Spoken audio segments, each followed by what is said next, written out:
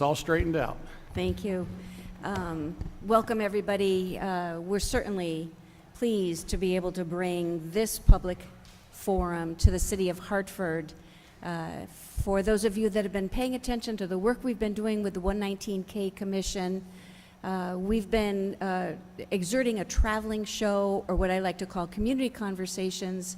This is our fourth or fifth out of the community sixth out of seventh. All right, I missed one. I was on vacation.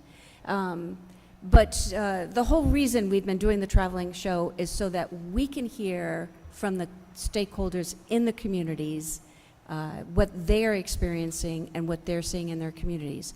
So we not only want to call this to order, but we want to thank all of you for coming out to spend some time with us this evening, to listening to what our panelists have to say, and then providing us some of your own experience. So with that said, I will then turn this over to Mayor Arulapam.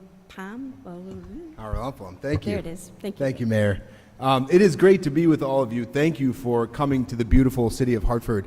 I was telling somebody on the way in, you know, this building, this land was donated to us by J.P. Morgan in the 1880s, and this beautiful old building was built on it. And Hartford has had good times and you know, challenging times, and in those good times when we were more flush with cash, we've failed to invest in central AC. And so I'm sorry for the temperature in here, but it is great to be with you at our city hall. Hartford is a really appropriate place to have a conversation on education. You know, we have the second oldest high school in the nation after Boston Latin. Hartford High is the second oldest public high school in the entire nation. We are the birthplace of Henry Barnard, who was the first Secretary of Education for the U.S., and many view as the father of the idea of public schools in America. One of the really early proponents that said, you know, if we really are serious about opportunity being available for all people, regardless of race or gender or socioeconomic background, then we as a society need to be responsible for education. And still, centuries later, Hartford is a prime example of the fact that that dream is unrealized. And I think it's hard to talk about the impact of Opportunity Youth without talking about inequitable funding of schools in the state that has led to school districts like Hartford's, in which kids growing up here, because of the zip code they're born into and the school system that they inherit, are faced several yards back from their counterparts in neighboring towns. And when we talk about the opportunities for young people in this city, I think it's impossible to talk about building an equitable city, building an equitable society without addressing school systems like Hartford's that still struggle to retain teachers, to keep budgets, and with rising costs and revenue at the state level that doesn't keep up with it. And many of you saw in this last year, our school system faced a $77 million deficit. And there are many small individual contributors to that, but at a systemic level, I think we all have to understand that there's an inequity in a school system in a city as large as Hartford, with kids who have the level of need that Hartford students have, that is unable to keep pace with the rising costs of education. And so in a couple of weeks ago, I impaneled the Blue Ribbon Commission here in the city of Hartford to look at our school system, and it included everybody at the table who we thought really needed to have a say in that conversation. It was state legislators, it was community leaders, it was members of our superintendent's team, the chair of our Board of Ed who's here tonight, our teachers unions, our city councilman who's also here tonight, and was chaired by three people who weren't part of any of those groups, but really cared about our kids, understood our city. And I see one of the chairs of that commission, Hector Rivera, who runs our piece of the pie here tonight as well. And it was really important to me to have somebody who was involved in Opportunity Youth outside of the school system as part of those conversations, because to me it's a continuum of care. It is the moment that child enters the school system, and then the moment they leave. And the other thing we did this summer that was a partnership between the city and the school system to address opportunity youth that has been working really well is we opened night gyms in the city. And within the first week of opening gyms from 4 to 8 p.m.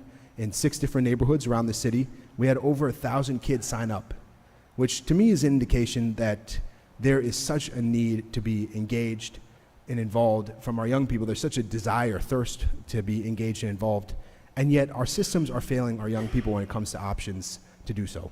And these night gyms are an entry point in which we are connecting them with services. We are involving our violence prevention organizations, and our Office of Violence Prevention is deeply involved in those efforts. Our newly created Sports and Recreation Department is working with them, as well as our Department of Children, Family, and Youth. But both when we talk about the solutions to education and when we talk about the solutions to youth engagement, the key tenet from the City of Hartford has been that we need everybody around the table involved in the same conversations. And that is the core of this 119 Commission, 119K Commission, and the core of this work here, that it is not the people behind this podium, but all of the people in a community that involve and touch a child's life, all of the people in our community that determine what the course of a city looks like, determine what the course of our state looks like, that need to be involved in that conversation. If we don't work together, it's impossible for this work to be successful. So I thank you guys for coming to the City of Hartford. I thank all of you who showed up to give your thoughts and to be a part of this conversation that is so important for all of our communities. Thank you, Madam Chair.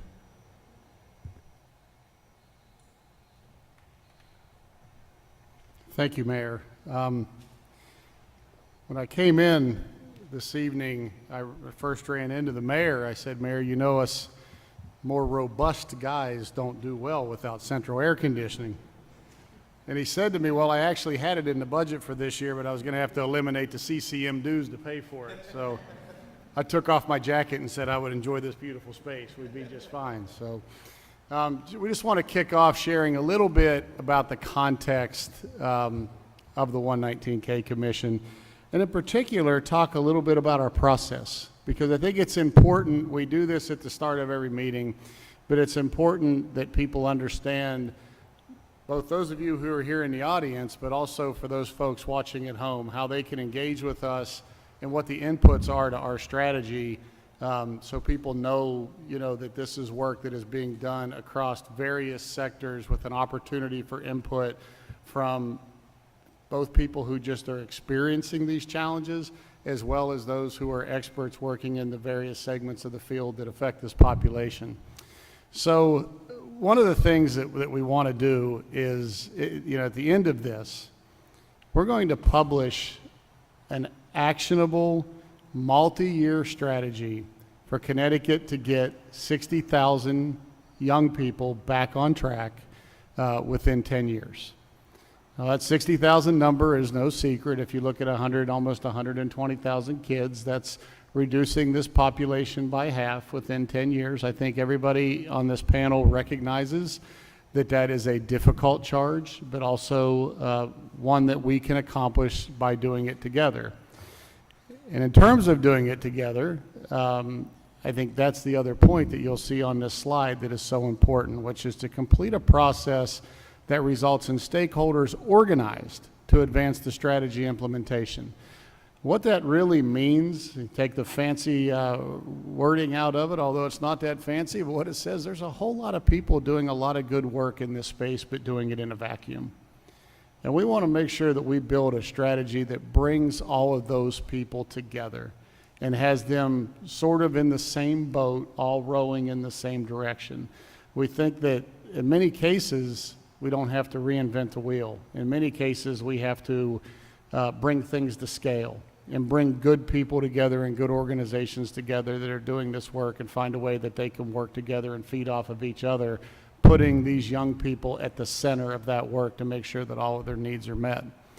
So how do we get there? And I think that's, we're getting there. Tonight is part of the process, part of one of those strategy inputs of how we get there. But there are really 8 strategy development processes that this commission has been involved in over the last several months and will continue to be involved in for the next few months before we produce a report. The first one is what we're doing here this evening. It's regional public forums across the state with invited panelists who focus on a driver of this population, because there are multiple drivers, so we focus on individual drivers for those invited panelists. But when those invited panelists are finished, we invite the public to come and speak about anything that they want. So I always like to point that out, that don't think because you hear a conversation about this population tonight that is focused with a specific driver, that doesn't limit those of you who want to come up and testify or share your thoughts or ideas to being to that driver. We want to hear from you on all of the areas that impact your communities, impact your families, and certainly impact this work. We are conducting discussions where we're going straight to the impacted population. We've done 2 of those already, predominantly, although not exclusively, but predominantly with at-risk youth, younger people who are in danger of not graduating or not graduating on time or right on the edge of perhaps, becoming more disconnected or severely disconnected. But we're going to continue to hold those roundtable discussions where we're going to meet with folks who are severely disconnected, some of which are incarcerated, and understand their experiences and what got them to this point, and more importantly, what could have been done differently to keep it from getting to that point. So we're really going straight to the populations that we're trying to impact and hearing directly from them. We're receiving a great deal of testimony through the website, the 119kcommission.org, and I would encourage folks that maybe aren't comfortable getting up and speaking, or maybe the time allotted that we have is just not enough time, to engage with us and submit your testimony through the 119kcommission.org website. We've taken in probably 30 to 40 pieces of testimony, very well written, by the way, testimony to this point, and looking forward to continuing to receive that written testimony from folks all across the state. We're doing local forums hosted by the commissioners. These are regional forums, more public facing, but a lot of our individual commissioners are hosting forums right in their own communities, bringing in the different providers or populations that they know exist within the community and hearing them directly. So they may not be quite to the scale that these regional forums are, but they're a very intimate type of setting that we're able to hear from people right in their own backyards. We're conducting commissioner interviews. Now, what does that mean and why? If you're on the commission, why do you need to be interviewed? Well, what we realize is the commissioners that are here tonight and some that can't be with us this evening, we can all hear the same presentations but take back something different from it. So our consultant, the Boston Consulting Group, is actually taking individual time with each commissioner to hear their thoughts, their input, and their feedback. So it's not just being done as a collective within the group, but we're giving them the opportunity to share their own individual personal reflections that helps frame this report. Connecticut stakeholder briefings. It's very important that we speak with stakeholders from all across the state, those who are going to be directly involved in implementing this strategy and making sure it works long after this report has been put forward and long after this commission's work is done. We've listened to national expert briefings. Very, very valuable information. What's interesting is there are areas in the country where there are people who are doing really good things, really good work is being done, but no one has really taken this on at the level that this commission has. So we are hearing those success stories in those different segments across the country and drawing from their expertise. And then we're doing Connecticut research, which is so very important. That Connecticut research is hearing from people right here in the state who have been working in various aspects in this space and getting research briefings from them. We've done it with the State School Finance Project, who has really done incredible work in understanding how we finance and fund public education.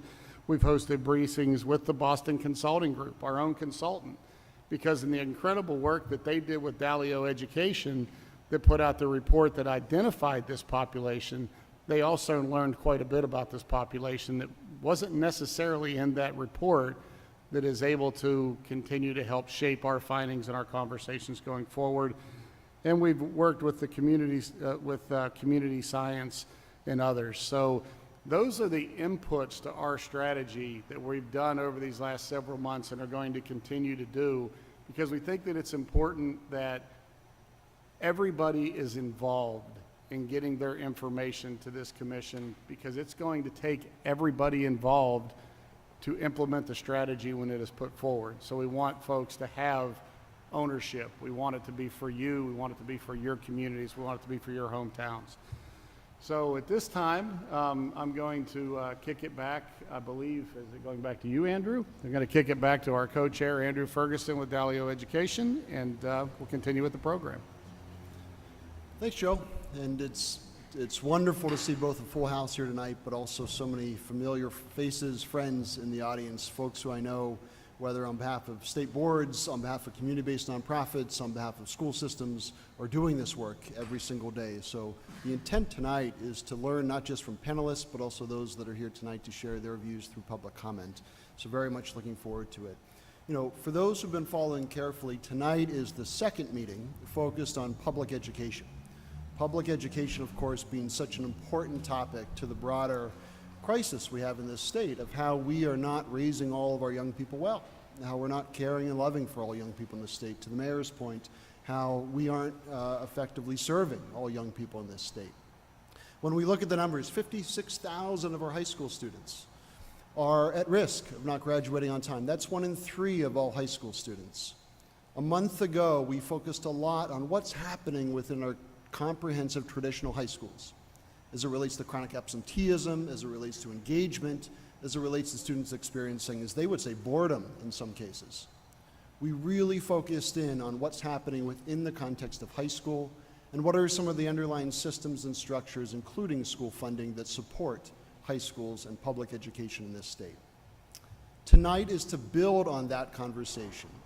And so tonight we're going to focus on 2 panels. Each are organized around a specific question that relates to this population that we're describing. The first is, how can Connecticut help students prepare for post-secondary success in the workforce or higher education? The second is looking at alternative pathways. How can Connecticut provide effective alternative pathways for students, all pathways and supports that they need to be successful? So we hope that when folks look across both meetings on public education, that in context, comprehensively, they see that we've covered a lot of ground as it relates to learning about the needs of students through school. I want to touch on just briefly some of the fact base beneath this research. And so when we talk about this work, I want to make 2 points. One is, when we use terms like at risk and disconnected, we're not speaking about individual students themselves or anyone who shares or lives their lived experience. Rather, we're trying to be as clear as we can so that others who are beyond every corner of this state in Connecticut understand we're talking about the context in which young folks are being raised and supported in this state. And so if you are at risk, we're talking about what's happening in every single town in this state. Certainly some communities have higher needs than others, but we're talking about every single town. That's important to say, because when we look at students and their needs, we see often that there are high rates of transiency across not just high schools, but across town boundaries. And when students move across town boundaries, they are in some ways at heightened risk of losing connection to the relationships in the school environments that they most need to be successful while in school. So that's important. The other thing is important is to understand that within this population of students who are at risk, there are so many subgroups. And not just by subgroup, but by each individual, they all have unique needs. And so as one example, within the 56,000, there are about 2,000 students in Connecticut that attend alternative education programs. Tonight, by our second panel, we're going to focus heavily on alternative educations as part of a broader conversation about alternative pathways. It's important that we focus on this subgroup, because even though overall relative to 56,000, 2,000 is relatively small, the needs within this population are quite high. And the record of how we are serving this population is, to say the least, not strong. When we look at students over the course of time who've experienced alternative education, it's not a causal relationship. but it's a risk factor. You can see that they're 3 times more likely to end up disconnected. In fact, it's almost 70% of students who experience alternative education end up disconnected. That's speaking comprehensively across Connecticut. Tonight we'll hear from 2 program examples and 2 leaders in this space with ideas about what works in meeting the needs of students where they are, so that hopefully we can take these ideas and help share them and help consider ways to support and grow them. Second is, when students are still in school, that's when I think we all have a really strong ability to hopefully work better together to meet students where they are, help them get back on track, help them graduate, not just on time, but the skills to be successful in post-secondary education in the workforce. When we aren't able to do that well, students end up disconnected. Every year, about 10,000 students disconnect newly for the first time in Connecticut. This is something that certainly was accelerated during the pandemic, but it wasn't caused by the pandemic. Predating the pandemic to present, you see every year about 60 to 70,000 young adults between the age of 14 to 26 who experience disconnection from school or work in Connecticut. That's been relatively consistent. We have an opportunity to do something about that. Here again, it's not to treat everyone the same. In other words, there are a lot of subgroups within students who are experiencing, young people I should say, who are experiencing disconnection. And it's to understand not just where they are, but also as individuals, what do they need to be successful. Tonight, we're going to talk specifically about a group of 44,000 who have high school degrees or beyond, but aren't currently connected to the workforce. Our first panel is 2 experts who are teed up to speak specifically to what we're seeing across our system, by which too few young people are actually connecting to and thriving through post-secondary education in general. Along the way, whether it's the transition from high school to post-secondary education, whether it's the completion of post-secondary education, whether it's the transition to workforce, we're losing too many young people because our systems have an opportunity to become better to meet the needs where they are. And we'll start tonight by listening to President John Maduco. He's the president of the Connecticut State Community College System, and Melanie Thomas from Meriden Public Schools. Melanie's the director of school counseling at Maloney High School, one of 2 comprehensive high schools in Meriden Public Schools.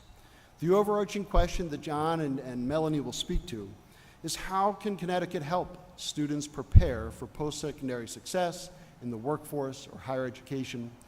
They'll each spend a few minutes offering some opening views from their expertise, and then we'll open it to a discussion with the commission based on any questions that commissioners have of them. Without further ado, if I may, President Maduco, I'll turn to you to kick us off.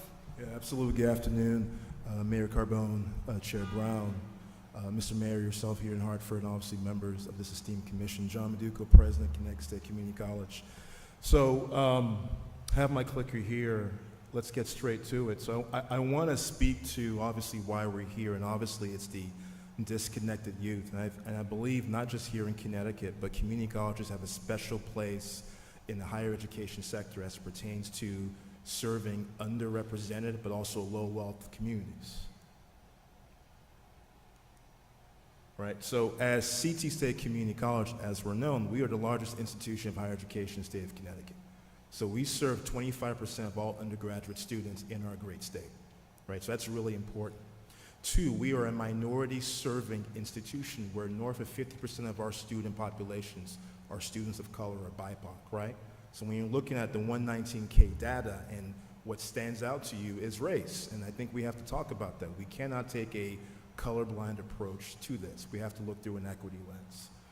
So really answering the question, right, you know, our big tagline is not only are we the largest institution in the state of Connecticut, we have 22 locations.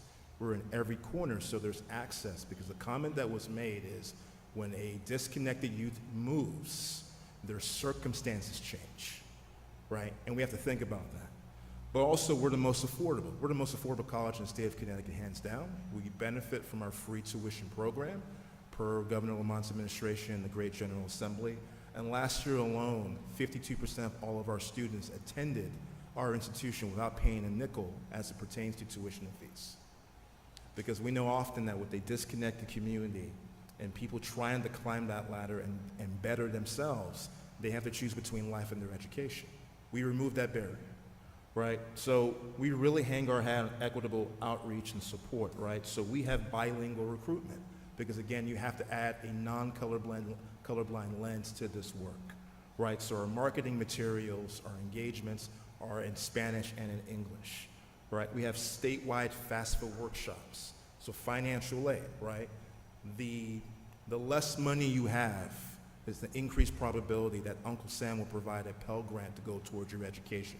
But typically applying for the FAFSA application is very intimidating and challenging, so we provide FAFSA workshops across the state, right? We have free English and math boot camps for underskilled universities. Again, that equity lens. Bilingual households. Often it's just language is the barrier to even apply for resources, have it be for social needs or education, right? We have American Job Centers on our campuses in partnership with the Department of Labor, right? And we are in every urban center in the state of Connecticut. And we're proud about that because we're in those communities where we see our disconnected youth. I mentioned obviously 52% of our student body pays $0 in tuition and fees. We have 12 campus-based foundations that provide both merit and scholarship-based support. Your carburetor car is broken down, you need repairs, right? Your food insecure, right? Our foundations contribute to that, right? So I'm sharing all of this in terms of higher education. We have to meet students where they are. We survey our students in the beginning of their educational academic experience with us, where they tell us 70% of them are employed, 40% of them are caretakers to someone, a child, a parent, a loved one. That's really important. So when we're talking about access to education, right, we have to speak to addressing those needs in the front end. And then lastly, we have holistic advising, where from day one, we have advisors assigned to our students to get them through their academic journey, right? As CT State Community College, we are committed to not only access in higher education, but also those specialized populations, right? So we have a Second Chance Pell Program, right? We have a litany of justice-involved individuals in the state of Connecticut. So we operate and educate and teach and instruct in 9 out of the 11 prison facilities in the state of Connecticut, like on-site, because we recognize that we don't want you to go back, so let's provide you those skills that you need, right? We have 500 plus Second Chance Pell students enrolled annually. That's a big deal, right? 6 of our campuses are working with 15 alternative schools. I know that's going to be a topic worked on later on today because we recognize there are different challenges for our folks. 364 of those individuals, right? We've helped them reach their high school equivalency, provide them free tuition, and of those individuals, 57% of them are BIPOC. Right, and then last but not least, earlier in this year, we hosted low-income and at-risk youth at our campuses across the state in partnership with Mrs. Marissa Perez Cardona, right, recognizing that let's bring these individuals and their parents in the bilingual delivery format to introduce education, higher education to them. And then lastly, in terms of how do we bridge that gap with disconnected youth while they are in high school? Right? CT State Community College, we're second only to UConn as it pertains to providing dual enrollment, or basically college programming to high school students, right? So we serve north of 6,000 students a year. So why dual enrollment? High school students that enroll in dual enrollment, basically they're taking a college course that counts towards both high school credit and college credit, more apt to graduate. That's a huge issue with the disconnected youth. More apt to matriculate to college. A huge issue here, right? But also, too, we get these individuals in the workforce pipelines. So a recommendation and also the ask that we're working with the State Department of Education, we're working with other groups is, Connecticut is the only state in New England that does not have a funded dual enrollment infrastructure, right? So you look at Texas, you look at Minnesota, red or blue states, dual enrollment's exploding. More and more students are getting college credits under their belt to benefit from the many benefits that I mentioned earlier. Despite it not being non-funded, we subsidize it greatly, right? We have a litany of programs across the state. We have Gateway to College at our Gateway campus in New Haven, right? We collaborate with Achieve Hartford, right, to address the very needs that the mayor was speaking to earlier. We're launching a Let's Get Ready mentorship program that we're going to establish a peer mentorship type of infrastructure to address our students across our system, right? To get to 10 to 15,000 students within 5 years. And last but not least, we work with all of the regional workforce boards, right? We work with the majority of community foundations because we're the #1 leader in workforce development education in the state of Connecticut, hands down. And we recognize not only getting them trained, getting them educated, and I respect the report that's in here, but if our students and these disconnected youths don't achieve family-sustaining wages, then what are we doing for them? Right, so we have to leverage the ALICE threshold and the poverty line to say, any job that's out there that's below those levels, why on earth are we even offering to these individuals?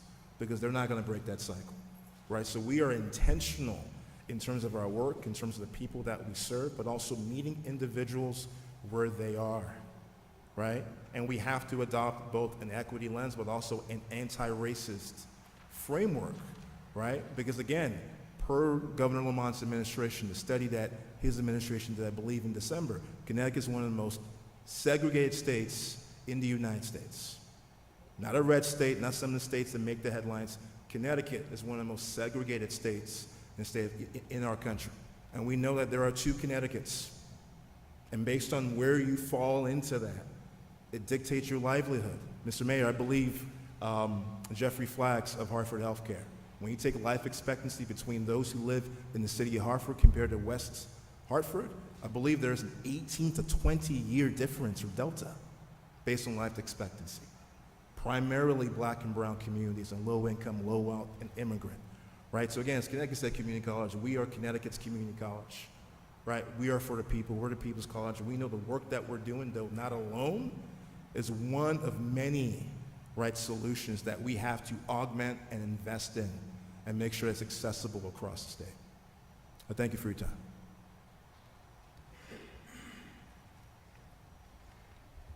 Hello, everyone. Okay, I don't have fancy slides, but I do have index cards. So I'm gonna start off by saying that I'm very honored to be here. When I was approached to be a part of this panel, naturally I thought, why do they want to hear from me of all people? Because, you know, I'm just a little old black girl from New Haven, and you're going to hear a little bit more about that as I go forward. And it's a very important aspect of my story. And the more I thought about the question that was going to be posed tonight, the more nervous I got about speaking about it, because in my head, I'm like, am I an expert? Do I know what I'm talking about? Do they, you know, are they going to really hear what I have to say? And as I thought about the question, I thought, you know, I can come in with facts and stats and you know, talk all the jargon and, you know, approach it that way, but that's just not who I am. I pride myself on being a storyteller. I believe that my story is important and it connects to a lot of young people and the young people we are talking about this evening. So I am gonna approach it from more of a storytelling angle. I'm gonna tell a little bit of my own story through my personal upbringing and as well as my professional experience as the director of school counseling at Maloney. So just to reintroduce myself, my name is Melanie Thomas, and I am the Director of School Counseling at Maloney High School in Meriden. Go Spartans. And Meriden, as shown in the report, is one of the areas of the state that outlined 30 to 40% disconnected youth. On top of working in one of those higher need areas, in my opinion, I'm also from one of the higher need areas of the state. I'm from New Haven, Connecticut. Also one of the areas with 30 to 40% of disconnected youth. And I'm gonna speak to this issue that we're facing and hopefully propose some solutions by talking first about my upbringing, like I mentioned, and then I'm gonna segue into my professional experience, and then from those two angles, I'm gonna propose a couple solutions, which I was delighted to see align with what was in the report that I just read last night. And it, it really kind of brought home the fact that, what, maybe I do have something of value to bring here. So I'm gonna start with my upbringing. And that's a major contributing factor to why I'm sitting in this seat today. When I read the report, the portions that I identified most with were the individual student stories. What did they call them? There was a nice little way that they put it in the story. It was like they had a little title, but they were the individual student voices that I connected with primarily. So just to summarize those experiences, there was a young lady who never returned to school after COVID. There was a young man who, after attending school in Greenwich, which I thought was eye-opening, made it to college, but eventually fell onto hard times and drugs due to the lack of impactful mentorship earlier on in his life after an athletic setback. There was a young man who faced racism and discrimination at a predominantly white school, and he carried that with him for years after graduating, and needless to say, ran into some roadblocks as a result of that, because you just don't get over those experiences. And then finally, there was a young lady who ended up graduating and attending college, all thanks to a community mentor outside of school who helped her develop self-advocacy skills while in high school. So I see myself in these young people. In fact, I was one of these young people in a sense, if you really want to break it down. I could have been a disconnected youth or young person. I started high school with a number of the risk factors associated with becoming disconnected. We were a low-income family. We got state assistance. I had an absent biological parent. I had an incarcerated parent for the majority of my high school years. And somehow, I made it, right? Or it looks like I made it. I think I made it, right? And that was roughly 20 years ago. I can't believe I'm saying that right now. And I was listening to one of the speakers on one of the previous panels, and she had mentioned how her experience in school is a lot different than what schools are today. And I agree and disagree with that, because I don't think a lot has changed in schools in the last 20 years. What has changed, though, is the adult experience in school, so the educators, their experience, in my belief, has changed because, and I'm gonna say we because I am one of those adults now, we're asked to do more with either less or the same amount that we had 20 years ago, right? And for the students, I don't think the student experience has changed that much either over the past 20 years.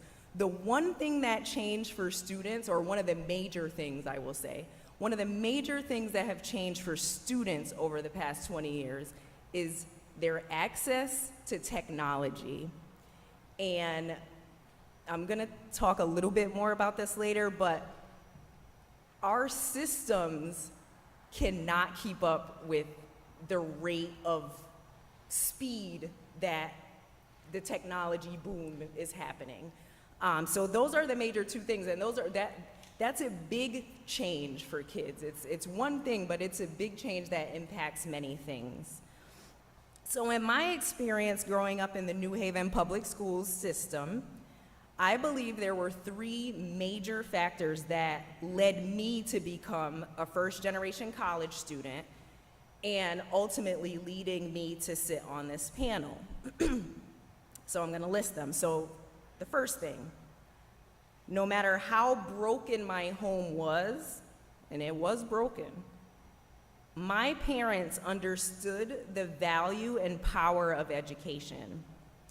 Everything we did as children connected to learning and aspiring to be and do better than our current circumstances and surroundings. The second thing that I think made to this, to my success, is that I attended a small magnet high school in New Haven. And when I say small, I mean my graduating class was 60 kids, 60 kids. And every time I say that to someone, they're like, what? That's really, really small. And I'm thankful for that. And due to that small environment, I felt that my teachers and my school counselor were able to connect with me and that they genuinely cared about me. And that's not to say that educators in larger systems don't care about their students and don't connect, but when the ratios are smaller, more impactful relationships happen. And I'm a testament to that. The third thing is that I had a school counselor who looked like me. My school counselor was a Black man and one of very few Black educators in that building. And shockingly, I find myself in spaces where I'm still the youngest and the Blackest in the room. And that's a problem, right? Because it shouldn't be that way. We shouldn't be in environments where I'm one of so many Black educators in a space where over 50% of the students are students of color. And I know that's a bigger issue than what, we're here to talk about today. But that representation matters, and needless to say, his impact led me to become a school counselor. Like, I owe it to his, just his care and investment in my success. So later on, in a few minutes, I'm going to propose some ideas that connect to that experience growing up in those three major contributing factors. But I'm first gonna spin it and talk about my experience as an educator. So I've been a school counselor for 11 years. I started my journey as an intern in East Hartford Public Schools at East Hartford High School. Then I spent 8 years working in Manchester at Manchester High School as a school counselor there, loved it. And then I transitioned to leadership, where I spent 2 years as the school counseling department supervisor in West Hartford Public Schools at both of the large high schools there. And then now I am the director of school counseling at Maloney High School in Meriden. So over the 11 years, the past 3 years have been in leadership for me. So I'm still a very new leader. And I do think it's important to kind of mention that.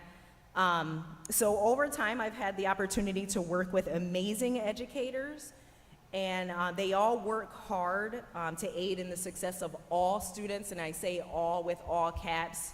As was mentioned earlier, we cannot talk about this without talking about race and equity.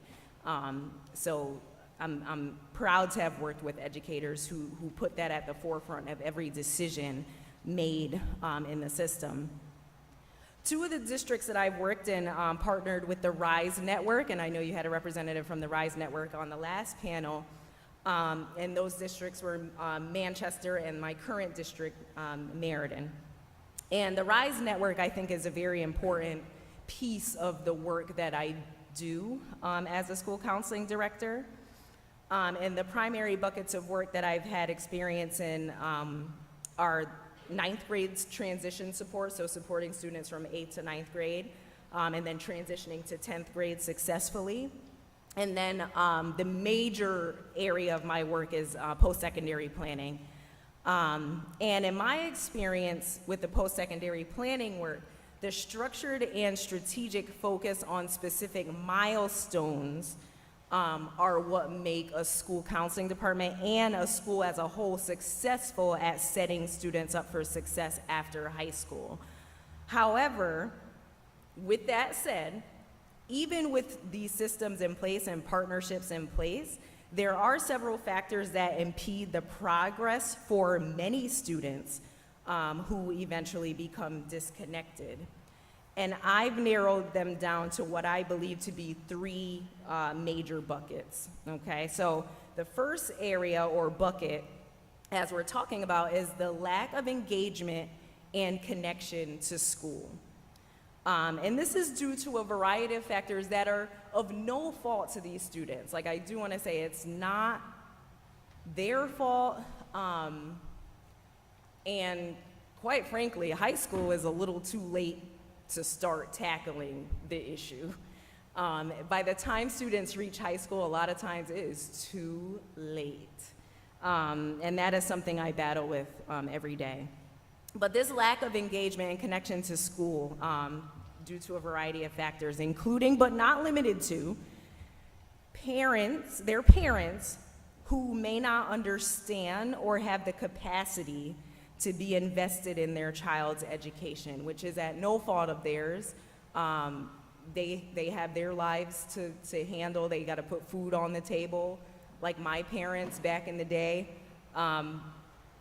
Luckily, they were invested, right? I still have letters from my dad coming from jail, writing to me saying, make sure you get those A's.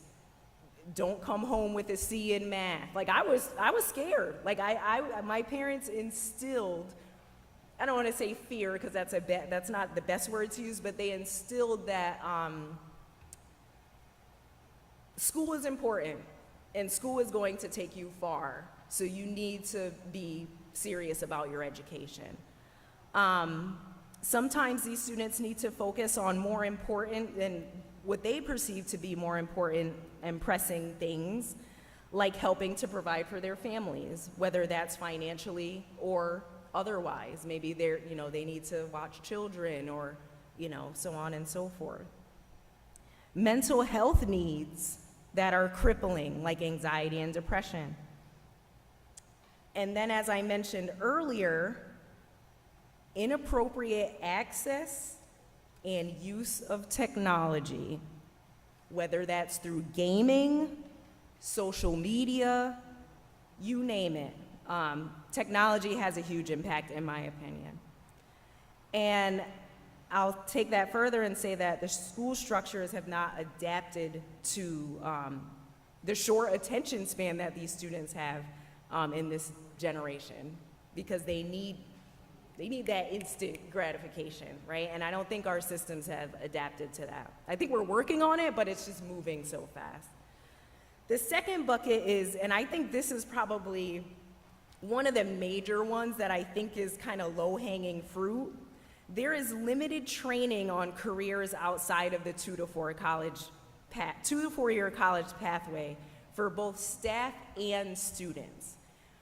There's a huge focus on having students, and I don't think there's anything wrong with this, but we have to be real with ourselves. There are students who are not going to go to 2 or 4 year colleges, and they may enter the workforce. And it's our duty to be educated on those pathways, and we're not. I'm a director. I cannot tell you how to become a welder. And I feel like I should know. Like, if I had a student come up to me and ask me, Ms. Thomas, what do I need to do to become an electrician? I don't know, but I can pick up the phone and call someone, but I want to be able to tell them step by step, just in the same way that I'm able to tell them step by step what they need to do to attend a college. I could tell you that process with my eyes closed. Other pathways, I can't say the same. And we know that there are post-secondary options beyond 2 and 4 year colleges. And the bucket of students or the population we're talking about are probably students who would benefit from those alternative pathways. The third bucket is, and I mentioned it earlier by talking about my high school experience, is the student to staff ratios. And I know this came up in a previous meeting as well. No matter how you slice it, the neediest students are falling through the cracks. because educators are spread too thin. As much as we want, and I'm speaking about myself here, as much as I want to help every single kid, and I try my very best to help every single kid, but during AP season, guess what I'm doing? Packing up boxes to send to the College Board, and I'm not seeing the student who needs my help, whether it's through, mental health needs, or they have a deadline, or, and I hate having to push the student off, right? But those are competing demands that are also part of my job. And I can only imagine how a school counselor might feel, a teacher, principals.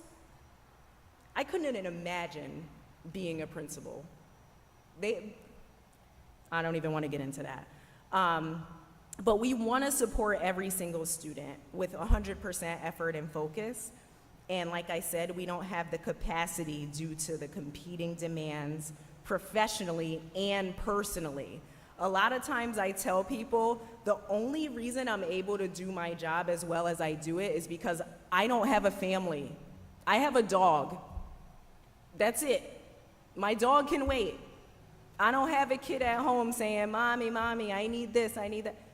I'm able to dedicate more to work than many people who have those competing demands.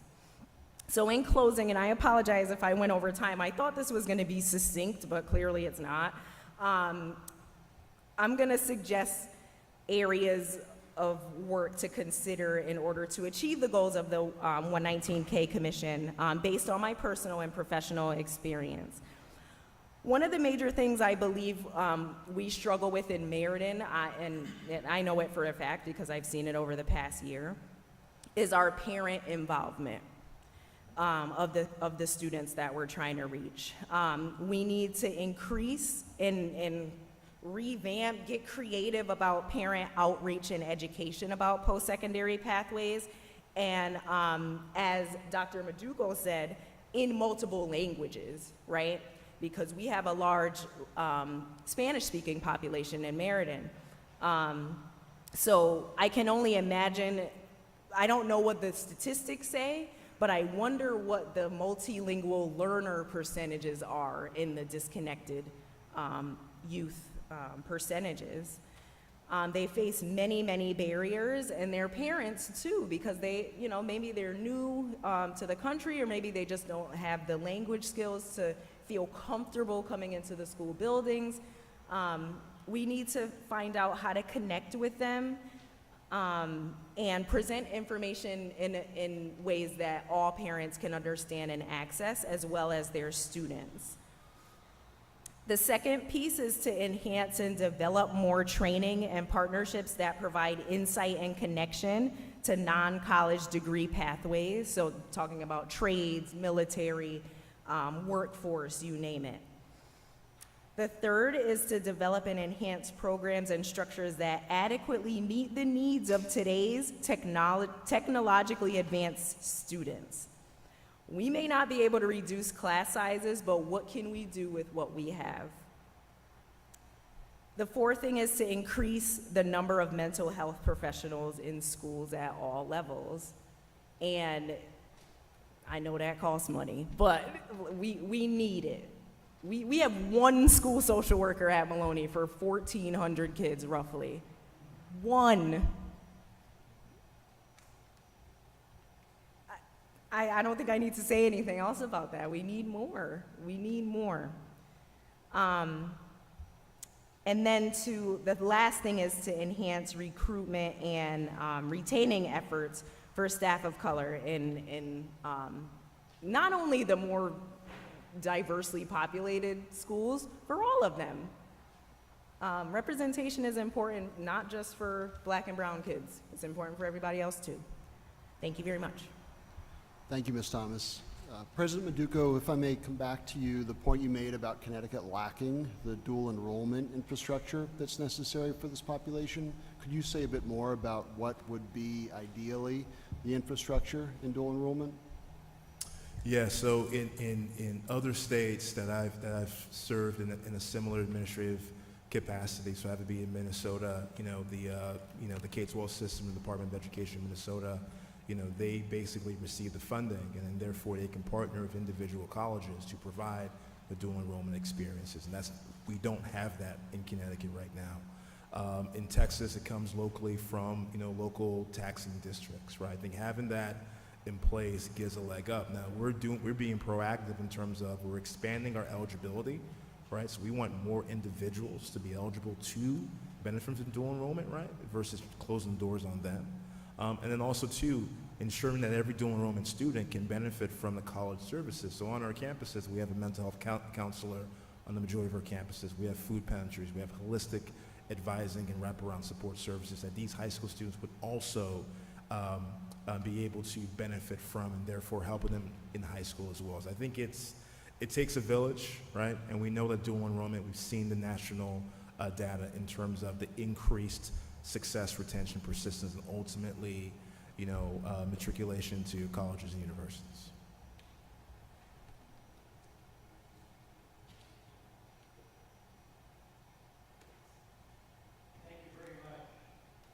Of you with such compelling presentations. Ms. Thomas, that was really an unbelievable story. Thank you for sharing it. And President Maduco, I'd like to commend you for the great work you're doing with these community colleges. In North Haven, Connecticut, where I'm the chief elected official, I had and I still do have a long-standing relationship with Gateway Community College. They were there in North Haven for many years and then relocated to New Haven. But it was when I first took office about 15 years ago that I really saw the link between education and the workforce. Because on the North Haven campus, they had a automobile training school. And for the first 3 years I was in office, I would go there, give speeches, and we worked hard with Gateway to link those students to go into these car dealerships, which today, ladies and gentlemen, those jobs pay well over $100,000 a year. They're technology jobs. So you've done a great job on that. I noticed on one of your slides you had the American Job Center as a resource. Can I ask you, sir, what happens with the American Job Center and what resources do they provide for your students?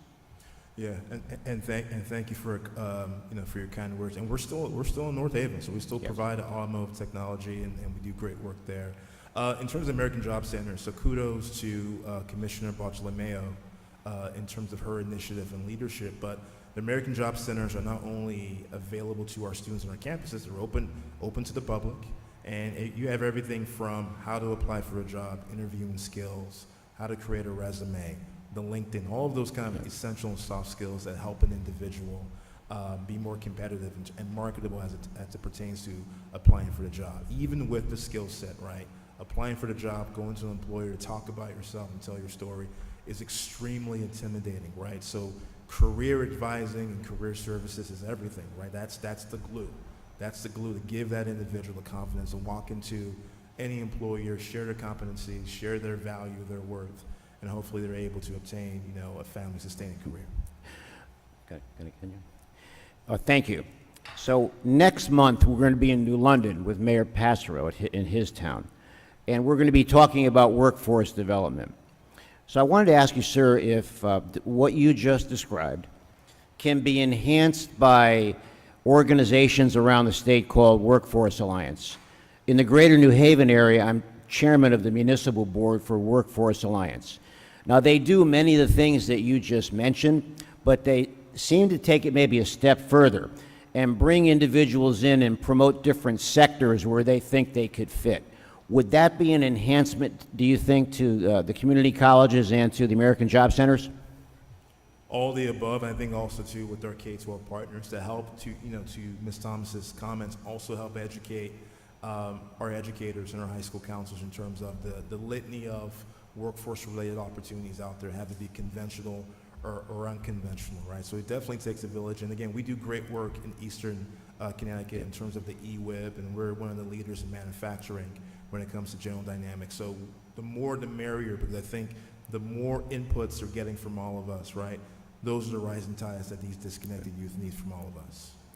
And I'll close by asking a rhetorical question.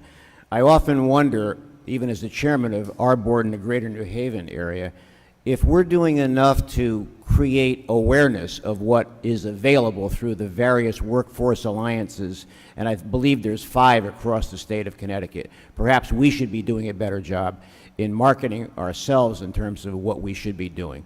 And I say that as North Haven's mayor, but also as the chairman of the Workforce Alliance. Thank you very much.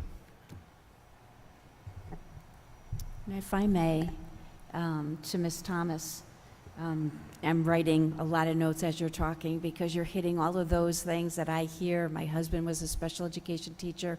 All 3 of my boys are educators themselves, and I do hear this often. My question to you is, do you think we're doing enough to provide students access to our technical high schools? I know in the city of Torrington, and the only technical high school that we have is actually a regional school, and those seats are in high demand, not enough seats for our students. And when I was growing up a lot of years ago, that was alternative education. Now, I think it's a highly valued and in demand. I don't think the question is whether we're doing enough.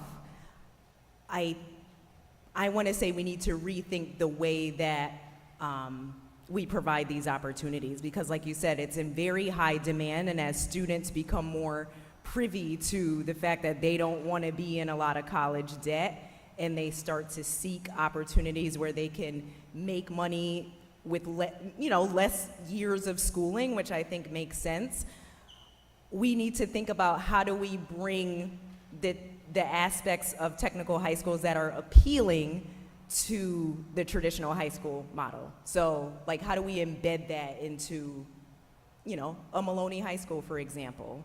How can we provide programs that achieve the same result and allow more access and more opportunities for students who want to get in those seats but may not be able to because of, the constraints? Yeah, I appreciate that. I think that also what I've noticed over the years is those decisions, when you're going from 8th grade into 9th grade, and you're going into a high school because you're not sure you really want to go into a school that's going to teach you a trade. And then you're less than successful in 9th grade, 10th grade, and now all of a sudden those trade opportunities seem to be more attractive to you.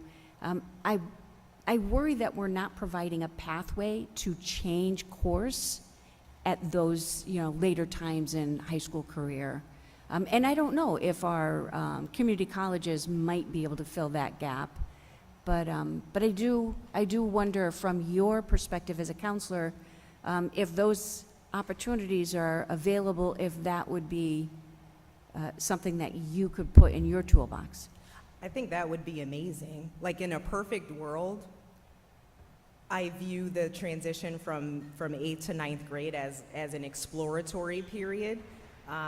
One of the speakers, the representative from the RISE network at the panel that I watched, talked about how important the 9th grade year is, and that's a lot of pressure. You're, 13, 14 years old in 9th grade, and that year defines the trajectory of pretty much your life. So why not make that an exploratory period? Students don't know what they don't know.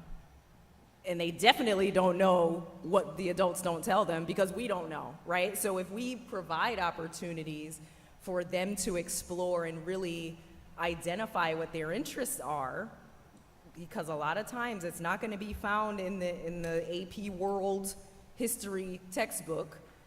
It's through experience and hands-on learning. And I do believe a lot of schools are moving in that direction, but if we can provide more, like you said, pathways and milestones to help students explore those opportunities and make more informed and confident decisions by the time they're moving towards the end of their high school career, that would be great. So I want to thank both of you for being here. First off, I really enjoyed. Joe, I think Mayor Passwords. Yeah, I had a question. Oh, I'm sorry. Yeah, I was going to ask a question. Yeah, just giving them the thanks, but I will ask a question. You're the big dog in the No, room. Go right ahead. No. Listen, I just want to point out he called on me, so I would have never gone in front of you. Um, So, Ms. Thomas, first of all, number one, you don't need to ask the question. You have made it. So congratulations to you for making it, number one. I wanted to ask you, when we were doing these youth roundtable discussions, and two of them in two significantly different parts of the state, one of the questions that we asked at-risk young folks at the tables, at least the tables I was sitting at both tables, where they went for information in school, or where they went for information for their post-secondary or their career path, that type of thing. And it was striking to me, at least with the groups that I sat with at two different schools, that the answer that was consistently given was Google. None of them named people within their family. Actually, I take that back. One did. One named an uncle. And at one of the cities, when I asked the question, I asked the follow-up question, and I said, well, what about your school counselor? It's clear that you're very passionate and you're doing very good work. No question there. But the answer that I received from at least those young people was almost an answer of shock, and it was like, well, no, never. Like it wasn't even a thought to them to do that. So I guess my question to you in the profession, are we doing enough to take Muhammad to the mountain, or are we waiting for the mountain to come to Muhammad? And is part of that because you're so bogged down with, as you talked about, the other responsibilities within your work? So I'm just curious as to your thoughts on that. I think we try our very best, and I will say I am not surprised by that answer at all. Every time I attend a graduation, which I've attended many at this point in my career, school counselors are never mentioned in any speeches. They're never thanked. I'm saying they're like I'm not one of them. I am one of them. It's a thankless profession, and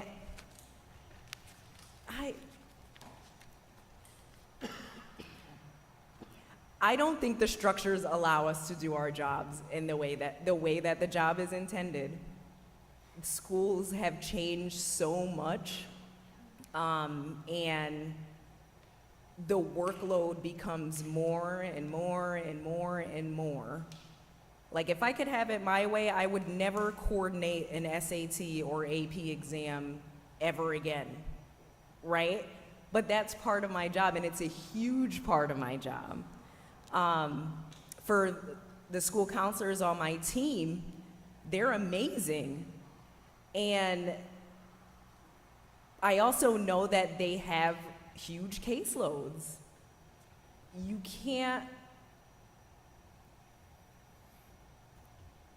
can only do so much, right? And that speaks to that, that relationship building in that small high school that I was in. We had 350 kids in that high school, 2 school counselors, and I was lucky enough to have the one that I could identify with, right? What are the chances of that happening for other kids in this state, right? The chances are small. And our students these days, they don't know how to build relationships with adults. They know how to build a relationship with this. So it doesn't surprise me that they said Google. I'm surprised they didn't say TikTok or whatever. I don't even know what the new social media apps are now, but something's got to change, and I don't know. Like that's why I'm like, you guys are asking me for the answers. I don't know. Like I really don't know what to even say to that. I just think as a member of this commission, for me, I sit in this room and I look at you, someone who clearly identified that one of the reasons why you made it was someone who looked like you and was accessible to you and helped give you the resources and the support that you needed, which you're never going to get from this. I think it's been well documented. We have a young man sitting up here on this panel that identifies his successes, that he was part of this population, and it was a person, it was a counselor, it was someone who got a hold of him and didn't allow him to fail. And so I just think that as we talk about this work, that it's important that we recognize that that human connection. And what we're hearing, or at least what I'm hearing when we go out to reach these young people, is there are so many of them that human connection does not exist. So I appreciate you bringing that forward. And I also, I'm sorry if I can add, I don't mean to generalize, because I know this is not all kids, right? Like, there are some kids who do know how to, build relationships and things like that, but there's a large part of our population who struggle.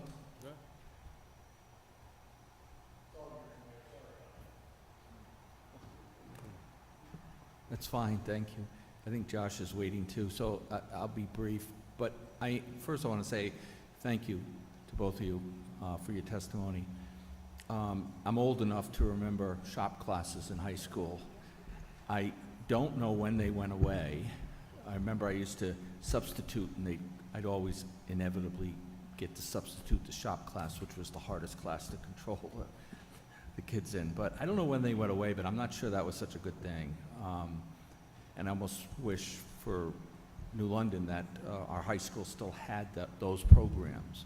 But we do have a regional tech high school. But my question is more about parent involvement.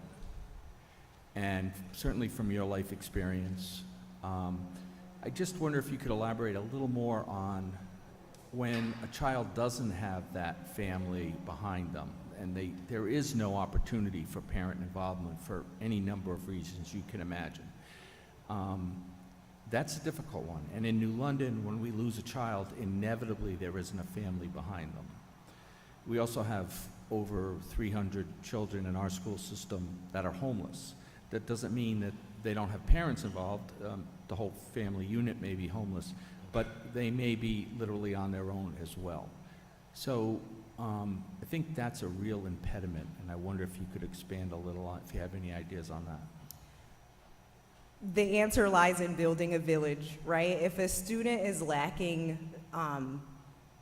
that parental figure in their own experience, it's our job. I feel like it's an obligation for me as an educator to help build the village around that student. Like, at that point, I become your mom, dad, aunt, grandma. Like, I'm gonna hold your hand and make sure you. And I understand you can't, like, every student doesn't make it, and I hate to word it that way, but it can't be because we didn't try to, right?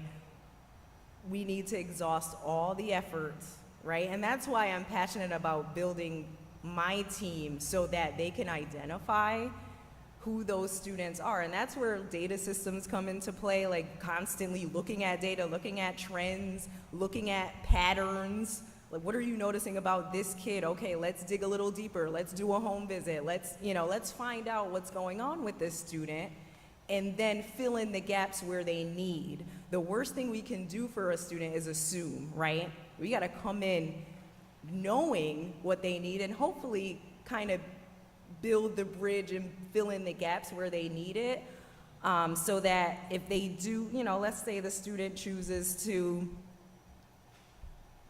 exit high school for some reason before graduation, it can't be because we just gave up on them and said, oh, well, they don't have any parents, they don't have anybody that cares, you don't care, I don't care. We cannot take that approach. So to answer your question, I think the solution is to kind of, help build the village, and that's by finding out and identifying what that specific student's needs are. If I can, I don't want to take up too much time, but it seems to me that there's sometimes a lack of connection between the school system and the community organizations getting not the word out, but reaching beyond the school system, your staff, educators, and reaching into the community for resources there. I'm not sure if that's unique to my city or if it's a systemic problem all over. So let's just say you fail. We all fail, and that child is out of the system. You've lost him, so to speak. Mm-hmm. him or her. Is there a way that we could connect more with the community, work together better? I mean, especially in a city like New London, it's not, we shouldn't lose anybody. Right. We shouldn't lose any child. Right. But it's all communication, and it happens. Absolutely. I think, yeah, what you're saying is those community partnerships and the knowledge about what exists in those communities, right? So educating the staff about, you know, what are the resources, let's say in Meriden, for example, for a student who's struggling with homelessness, or parents need English language learning skills, or, you know, maybe there's a kid in the house with a disability. Who do we point to in the community for that, right? And the more information we're able to provide, and maybe provide opportunities in one space for all those things to come together, so parents can either come to the school, or, I don't know, a virtual meeting. I don't know the solutions, because we struggle greatly with parent involvement in Meriden. And I do feel like Meriden is a resourceful community, and I believe a lot of towns in Connecticut are very resourceful. But it's, how do you bridge the gap between, okay, like, I'm a school professional and I know student is struggling with X. Here's a card with a phone number that you can meet, or let's bring so-and-so to my office and we can all have a meeting together. Those opportunities, I feel, are I don't want to say lacking, but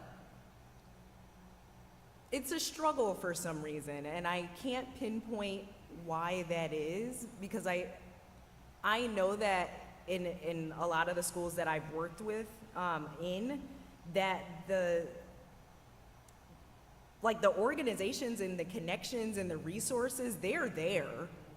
And like, sometimes I'm shocked. I'm like, how did you not know about this college fair we were having? We only promoted it 18 million times. How did you not know, right? And it's just frustrating, because we know that we're trying, at least, we're trying to tap into all the ways of communicating certain things and certain resources, but for some reason, like you said, there's that disconnect between, like, we think we're doing it right, and the parents and kids are like, oh, Google, like you mentioned earlier, right? I don't know what the disconnect is, I guess, is what I'm saying in so many words. Thank you.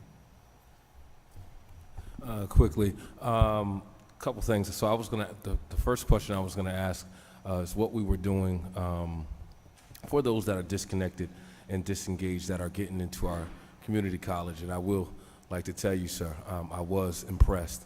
When I graduated from an alternative school too, and Mayor Carbone can attest to what I'm saying right now. I have my transcript next to me, where it can tell you it's 17 Fs and like 4 Ds on there. And until I got, with like Mrs. Maloney was saying, until I got with what we call a family advocate, you know, I can tell you after that, that's how I start getting the B's and the A's while I was in an alternative school. So one, I wanted to tell you, I was really blown away about what y'all doing in the J.R. Manson Youth, especially the 500 second chance. I was also one of those that was second chance. I was in juvenile detention center. You know, I was kicked out of the same public schools that are on my transcript. You know, I was battling homelessness through high school. I don't want it to be a broken record, but it is what it is. And when you're saying that help that you need, I think it's important to stress the need that, yes, as counselors, you need help, and sometimes you need those outside organizations, those community organizations that can come in and not just address the child need, but the whole family. Because if you don't just address the whole family need, the child's not going to probably make it through high school, you know. By the grace of God and good support and help, I was able to make it through. I was able to go to community college for 1 year, but then I wound up making it in banking. You know, there was nobody, though, at the time to tell me in the college, hey, maybe you should go pursue a job as a teller and then probably become a vice president. No, it was my family advocate. Like, I'm going to do these applications with you until the bank hires you. And then 10 years later, I'm running a few branches, and, you know, I'm not homeless no more, and I got, you know, some homes. So those things there, it was very important, I think, that you both addressed. And I'm really, really, and I'll say this again for the record, I'm blown away by what you're doing in the community state colleges with the disconnected and disengaged youth, especially those in the alternative school, getting to them at 9th grade instead of waiting until 10th or 11th they're thrown out. So thank you. I just thank you. Really not a question, but a statement. President Maduco, Ms. Thomas, thank you very much for being panelists and sharing your expertise with the commission today. At this point, we'll transition between panels. And so the next 4 panelists may come up as President Maduco and Ms. Thomas transition.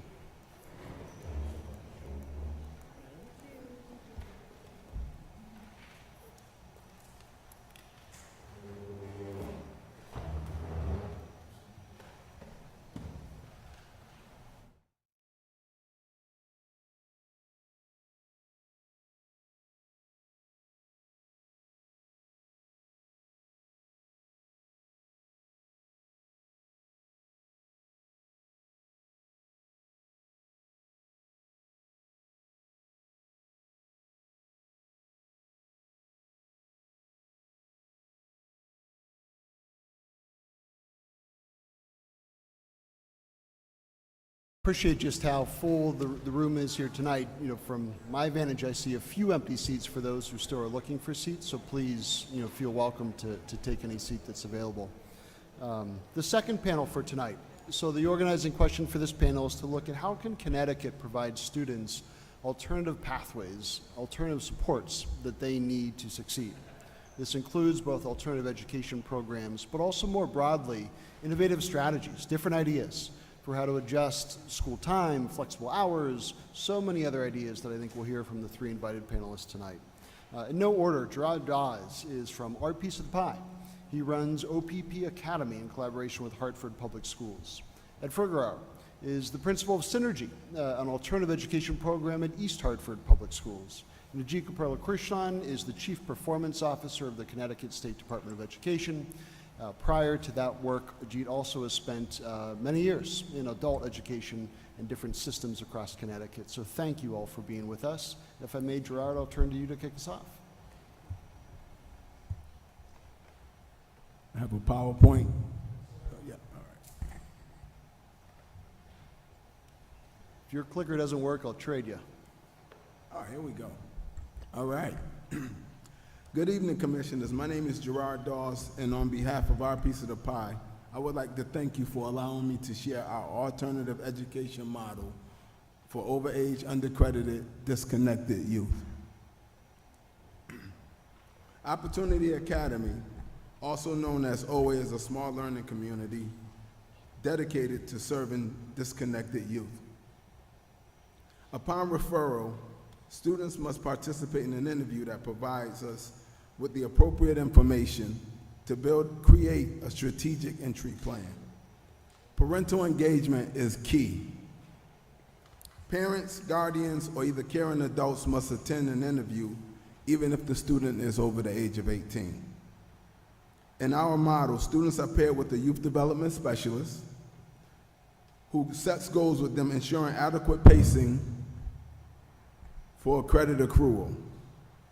The YDS works with students to reduce barriers, facilitate life skills, social and emotional supports, cognitive regulation, connection to clinical support, and paid learning opportunities. I have to figure out how to work this mic, so bear with me. We know building teacher-student relationships is vital in supporting disconnected youth. Throughout the school year, students join our community. They will participate in the orientation where each teacher leads an interactive activity geared towards building relationships. Students can accelerate credit accrual using Chromebooks to access our educational model 24 hours a day, 7 days a week. Our curriculum also allows for short pauses without loss of accrued progress. Smaller classrooms allow for blended learning, individual teacher support, as well as small groups. Teachers monitor students' progress real time to encourage steady pacing. Upon entry into OA, a vast majority of our students don't know how many credits they have. Many don't have plans for their future. Students complete a career interest inventory during orientation, which starts their post-secondary plan. Quarterly credit reviews and post-secondary plan updates are very important so students can visualize the path to graduation. These updates keep the focus on goals beyond high school. Students complete career readiness training, then explore their post-secondary options through paid internships. This experience helped them see how academics impact their future careers. Together, anchoring supports, innovative educational strategies, and future planning lead to success for students.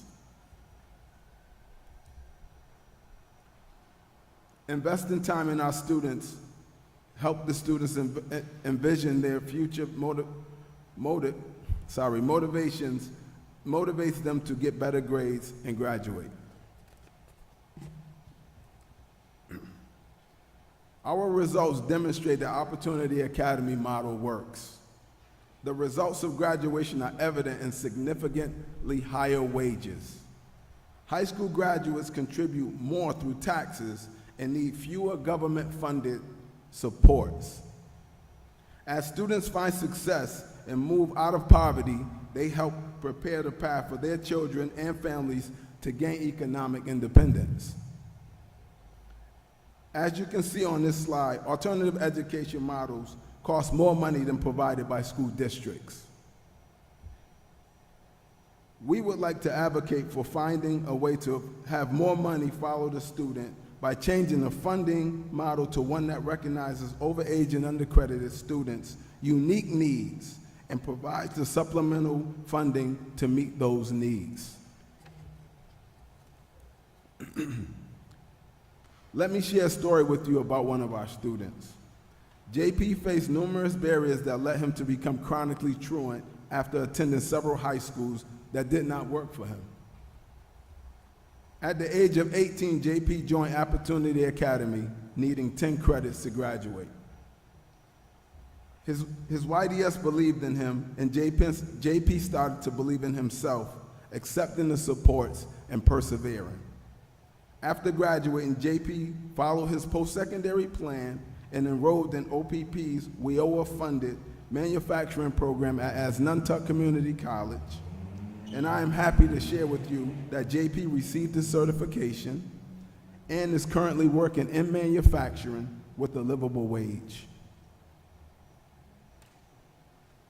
Commissioners, we need your support in advocating for changing the funding model to one that recognizes overage and undercredited students' unique needs. So successes like JP's will begin to turn the tide, excuse me, will begin to turn the tide for 119,000 and counting at risk and disconnected youth. Thank you.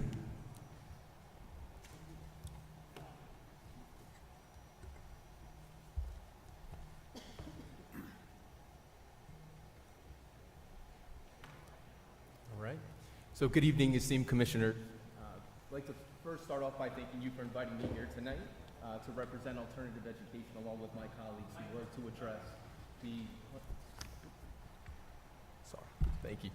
All right. I'd like to, again, thank you for having me here tonight to represent alternative education along with my colleagues who work to address their share of the 119,000 throughout the region and the state. I'd like to share a little bit about Synergy, what's worked for us, and our continued struggles that we wish to shed a bit of light on. Synergy Alternative High School has been in existence for just over 50 years, and throughout that time, we've been fortunate enough to graduate over 2,000 students, which, when we consider the fact that we started out with 3 educators and modules behind what was then Penny High School, is an absolutely amazing feat. Within its 50 years, Synergy has really been able to excel in prioritizing not just that academic support and not just credit attainment, but really prioritizing students' social emotional development, rather, and their college and career readiness. Can speak to my experience working at Synergy starting 10 years ago as their school counselor, where we really sought to reevaluate and to revamp their programming to further align with the expectations that employers would have of their future employees. We wanted to make sure that students not only were able to secure employment, but were able to thrive and retain employment long term. So throughout that rebuild, we addressed college and career readiness on 3 fronts. We wanted to, 1, establish a career readiness inventory in which students were exposed to those expectations that employers would have of them. So we addressed areas such as attendance and punctuality, attitude and effort, communication and collaboration, time management, and presentation. Students on a period-by-period basis would receive feedback from their teachers on each of these areas, which then was a measure that we tracked throughout their time with us. For us, it wasn't just enough that we measured their career readiness, but we wanted to make sure that we supplemented that assessment with college and career curriculum. So essentially, our students participated in an advisory course 30 minutes every single day. It wasn't good enough for us just to do it once a week. So throughout that process, and one of the things that we wanted to make sure that we prioritized was their social emotional development. So that was something that we integrated, was social emotional lessons that students would participate in weekly that were aligned with our CASEL standards, and had access to our social workers, that they had access to our school-based health center. I think where we really began to gain traction was where we had an opportunity to have students participate in applied experiences. So really practice their skills in the college and internship settings. Those are 2 opportunities where prior to, I think many folks didn't think our students were worthy enough, right? They didn't think that they had a chance to be successful. So we began programming with our local community college, where students would earn college credit. And then we worked with our local elementary schools, where we had students visit twice a week to provide supports within the classrooms. And now I'm proud to say that we've had over 140 students earn college credit. Glad to say that we've had half a dozen students who are in turn working within our district supporting students, and many more on the horizon. I'll say that this programming very much resonated with our students, that allowed them to challenge themselves in areas that they didn't think possible.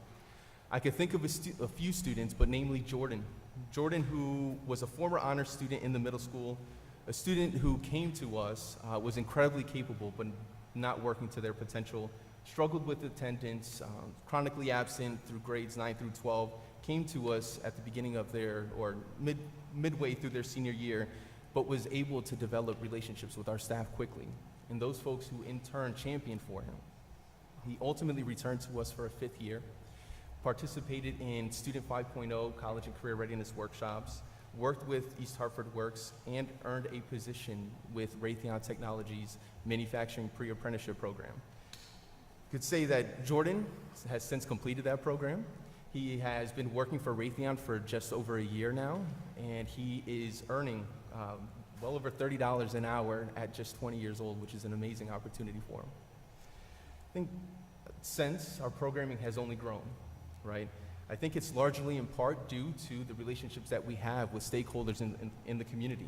We've had the support of organizations like Ready CT and Student 5.0, the Connecticut Center for Advanced Technology, East Hartford Works, Capital Workforce Partners, of course, the CT State System, our friends over at the elementary level who were willing to take on our students as interns, Intercommunity, and East Hartford Youth Services. I think that really speaks to just the fact that it really does take a village, and then it takes folks willing to provide our students with a second chance. These folks really came to the table willing to support us, willing to support our students in dispelling the negative perception that alternative education students often have. So that being said, although we've gained some success, there are some changes that I think we wish we could see. Changes that I think can really help us further support our most at-risk and our disconnected students. For example, understanding that success for alternative education programs, when compared to the larger comprehensive high schools, may fall a little bit short. Therefore, it's important that we look at other accountability measures and that we expand further than SAT performance and AP performance and weigh FAFSA completion, post-secondary enrollment that includes enrollment in trade programs, in the military, and employment. I think it's important that if we consider these areas, if we consider growth and success in these areas, this will help change the culture within our buildings, but also the regard that we're held in as alternative programs. Additionally, for too long, alternative education has been the dumping ground and not seen as an opportunity where we can experiment and take chances to really further engage our students. Alternative education should be a setting in which we send our brightest, our best, our most courageous people, our most courageous educators, our folks who are willing to challenge themselves and pedagogy. I think it's a setting that educators shouldn't be sent to as a punishment, rather an incentive for them to work there. I think our neighbors to the north of us in Massachusetts have implemented a model utilizing empowerment zones in which they encourage folks to work in these schools to really transform some of their lowest performing programs. Also should be a setting in which we can allow teachers to innovate, where we utilize a lab model where success can then be replicated at the larger settings, at the larger comprehensive high schools. I also think that it would be beneficial to expand post-graduation support, so a model similar to Ready CT Student 5.0 program. Coming from a school counseling background, to know that there was such an opportunity for our students was incredibly refreshing and something that I know was an invaluable support for our students. I know often we think about expanding, our K through 12 model and including a 13th grade, if you will, their track students beyond graduation. I think this offers a sustainable model where we are not necessarily asked to do more with less. And then lastly, just flexibility with school hours, just to be inclusive of the complex situations that our students are in, to be considerate of folks who are employed or have familial obligations. I think it's important that, or many of our students rather, they're asked to support families financially. They're asked to serve as babysitters or serve as transportation for their siblings who are in elementary schools and often are penalized for being tardy to school. So therefore, I think we should really look at providing a bit of flexibility for that model to be inclusive of students in such situations. But in sum, I'd just like to thank you for giving me the opportunity to discuss this much needed work for alternative education. As an educator for over 10 years who's worked in alternative education, who's worked in adult education, supporting out-of-school youth, I think there's a really great opportunity here where we can really start to tap into the potential of our students, really tapping into, just further supporting our at-risk and disconnected youth. Thank you.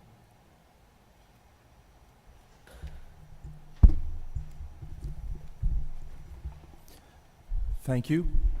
I guess I'm the last panelist, so want to keep the energy up in this room. So again, thank you for the opportunity to speak here. My name is Ajit Gopalakrishnan. I'm the Chief Performance Officer, as Andrew mentioned.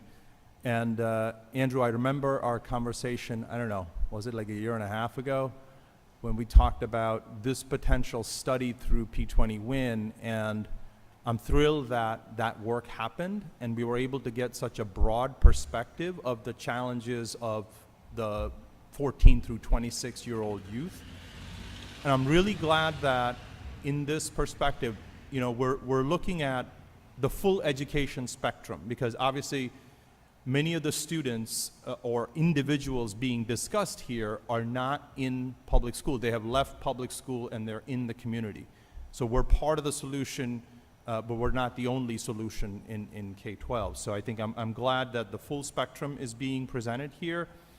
And before I get into the sort of the at-risk population, which is the about 56,000 students who are at risk in our high schools, I want to speak a little bit to the disconnected numbers and sort of point to some of the services that might be available, again, in this full spectrum of education. So among that 63,000 odd disconnected students, there are about 20,000 who don't have their high school diplomas, and these are census estimates, who don't have their high school diplomas. And I think the state's adult education system, I think, is a really viable and strong opportunity for many of these students to pursue their secondary credential. About 8,000 of these individuals are estimated to already be employed. So some type of incumbent worker integrated skills training that partners workforce employers with adult education programs, and I know many of these programs are already working in our adult education centers, that actually bring the education to the workplace, can actually help upskill those individuals, but also help them get secondary diplomas through adult education. There's another group of students, about 12,000, who are estimated to be severely disconnected. They're not working, they're disconnected, not in the labor force, et cetera, and adult education is an opportunity there as well, but that system does need resource. They're spending, I don't know, about $1,200, $1,500 an individual student in the program. So it's pretty low resource level, so that program definitely needs resources and support. When we look at the remaining roughly 44,000 students, I keep saying students, but individuals who are moderately disconnected, because those are individuals that have high school diplomas. And they're not just high school diploma holders. In fact, about 8,000 of them have college degrees. They have associates, bachelors, or maybe even higher. But they're part of that 44,000 mix, but they're not currently employed or not in the labor force. So, and another 10,000 actually have enrolled in college, have touched college at some point or the other. And another 25,000 have high school diplomas, never touched college. So I think several of the programs that President Maduko was talking about, I think clearly can play a role here, as well as our workforce development programs and our WIOA programs, et cetera. So I think when we look at that disconnected population of about 63,000 individuals, adult education can play a part, as well as workforce training programs. So I think that's important to sort of keep that in mind, and it's important to sort of parse that population through. When we look at the 56,000 at-risk students in our high school, so I'm going to switch to that here. What we see actually when we look at those 56,000 students, obviously Andrew led off with this, with about 2,000 of them being in alternative programs, if you will, that are very specifically some of our highest need students, probably with the most multiple barriers served in some of the programs represented here. So clearly they're part of the mix, but clearly the remaining students are not in these alternative settings, but are in our regular high school programs. And you heard from the counselor before, Melaine in Meriden, the challenges and the opportunities that we need to give those students. We recently did a research that looked at the earnings of our high school graduates. And this data got a lot of press attention last month. We followed these students into college across the country, and then we looked at their wages for those who are working in Connecticut.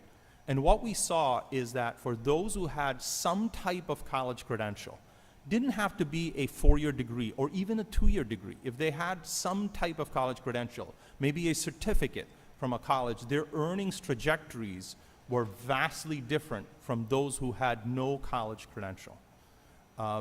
There are a couple of exceptions to this, and I know CTEX was raised previously. And even in CTEX, this pattern holds true, except in certain industries, like manufacturing, like construction. People without a college credential had a decent earning potential long term. But if you were looking at majority of the other industries, retail, healthcare, if you didn't have a college credential, your earnings trajectories were pretty low, long term. You weren't getting out of poverty. So I think that was kind of the base with which sort of, when we think about college, we don't think just about 4-year degrees. We think about college as certificates, workforce training programs, the whole gamut of opportunities which alternative programs like the ones featured here are preparing our students for. So I'll raise 3 sort of broad themes that I would sort of lay out in terms of what we need even regular high school programs like Maloney and Platt and high schools across, over 200 high schools across the state, as well as the several alternative programs that are across the state. I'll raise sort of three themes, and some of these were actually featured in the discussions already. Number one would be to keep students connected. And I know there was talk about like social media and the technology sort of really isolating our students, or the importance of connecting with like educators, you know, seeing themselves in our educator workforce pool. So the state is invested in a few sort of initiatives that we're supporting our districts to do, one of which is increasing educator diversity. I know the senator was here recently talking about our investments in our Aspiring Educators Diversity Scholarship that actually gives funds up to $10,000 for students pursuing to become a teacher through our EdPrec program. So if they actually graduate high school from an alliance district and they pursue a teaching program, they can actually get $10,000 towards their tuition. So we have programs like that. We have teacher apprenticeship programs that are actually seeking to increase the diversity in our educator workforce pool, and we have made some strides in that area. In terms of keeping students connected, chronic absenteeism has been a huge issue in our state, and that's a huge part of where our students are becoming at risk. We have a evidence-based home visiting program called LEAP that is actually shown to increase student attendance by 10 to 15 percentage points 6 months after a visit. So I think, and that's being expanded with some of our recent investments, some from the state legislature as well. In terms of alternative programming, and I know Gerard talked about this and Edgardo talked about this too, in terms of flexibilities, please know that our state law already gives tons of flexibility in terms of not being tied to seat time. So it's no longer that you have to sit in class for 120 hours to earn a credit. You can earn credit through mastery-based approaches. You can earn credit through internship opportunities. You can earn credit by completing college-level coursework. Those flexibilities exist in law, including online learning. Those flexibilities are there, and several of our high schools are availing of those opportunities, but more needs to happen. I'll switch to, so the first theme I offered was keep students connected. So these are just some examples. The second theme I'll offer is to build bridges. And we've talked about, President Maduco talked about dual credit partnerships. The state actually has been, the State Department of Ed has been investing extensively in this. We have given $4 million through COVID relief funds to our districts. We've also given close to $4 million to our higher ed partners, including over $800,000 to CT State to expand dual credit opportunities for our students. And I couldn't agree more with the counselor from Maloney about AP, because it can't just be AP. AP is a viable opportunity, but can't be the only opportunity. Dual credit programs are a wonderful opportunity. They can be career-focused. They can be academic-focused. There are numerous examples in our state of partnerships that are being built. For example, Meriden and Clinton working with Goodwin on a manufacturing pathway. Ansonia working with University of Bridgeport on a athletic trainer certification, and on and on. And Torrington actually working with Ed Advance on a new partnership with the accelerator program down at Ed Advance. There are numerous of these programs, and we're funding several of these types of programs. And I couldn't also agree more with that. This work needs to start in middle school. That and we have guidance on this too, saying that, you know, these opportunities cannot be presented as being out of reach. They have to be shown as being possible for our students. FAFSA completion, we've been investing in that since 2019. You should also know that through a data partnership that we have with the Office of Higher Ed, we actually tell our high schools on a daily basis which student has completed the FAFSA and which student hasn't completed the FAFSA. We actually get data from the federal government through our Office of Higher Ed and to us, and then we send that down to our districts in a secure manner. So that data is available. We also give grants to about over 50 high schools, and I'm proud to say that Synergy was one of the FAFSA Challenge winners actually a couple of years ago for boosting FAFSA completion rates. Through our higher ed partners, I mean, Connecticut is one of the few states that offers free community college, free tuition. And the legislature recently made some changes that increased access to the program. More needs to be done when we think about that 44,000, especially those with high school diplomas who don't have college degrees. If we sort of broaden the rules for PACT, which is the free community college program, we could actually provide another avenue for upskilling. We also have an automatic admissions program for our 4 years, and on and on. The last theme I'll mention is supports and using targeted data. I know speakers previously talked about mental health supports. We have grants out there that are not enough, but they are there to actually increase the staffing capacity for mental health workers. We also have robust data systems in the state that actually tell our districts which of our students are predicted to not be on track in high school. You know, we don't have to wait to find out when students are over age and undercredited. We actually use data, we use our modeling, and we actually tell our districts which 7th and 8th graders we are predicting are gonna need more support to be on track when they get to 9th grade. So we have, I mean, I could go on for a long time on this whole thing, but so basically, you know, building partnerships, building bridges, keeping students connected, and offering supports and using the data, I think are sort of some of the big themes. These all overall connect to some of the sort of hints that you've all been throwing out, which is that we as an education system need to expand our sphere of influence. We can't just be offering a program and expect our students to come and succeed. We have to sort of go outside of our buildings, whether it be the regular high school or alternative programs, and really connect and build those bridges and partnerships and supports for our students. So I'll pause and turn it back to you, Andrew. Thank you all three very, very much. I think you all have touched on at least one common theme around school accountability frameworks and both the existing policies that help support the work you're doing, but also suggestions about what more could be done to help strengthen the work you're doing, and in some ways help scale the work you're doing, because I know in each of the two programs represented here, you know, I think they're unique. They're unique because of the relationships the schools you represent each have with the districts that you collaborate with, and they aren't common across Connecticut in terms of the other alternative education programs we see structurally. So I'm curious, from a school accountability standpoint, what else might you recommend that Connecticut could do to help strengthen the framework and the policy so it's supportive of folks like yourselves that are doing this work?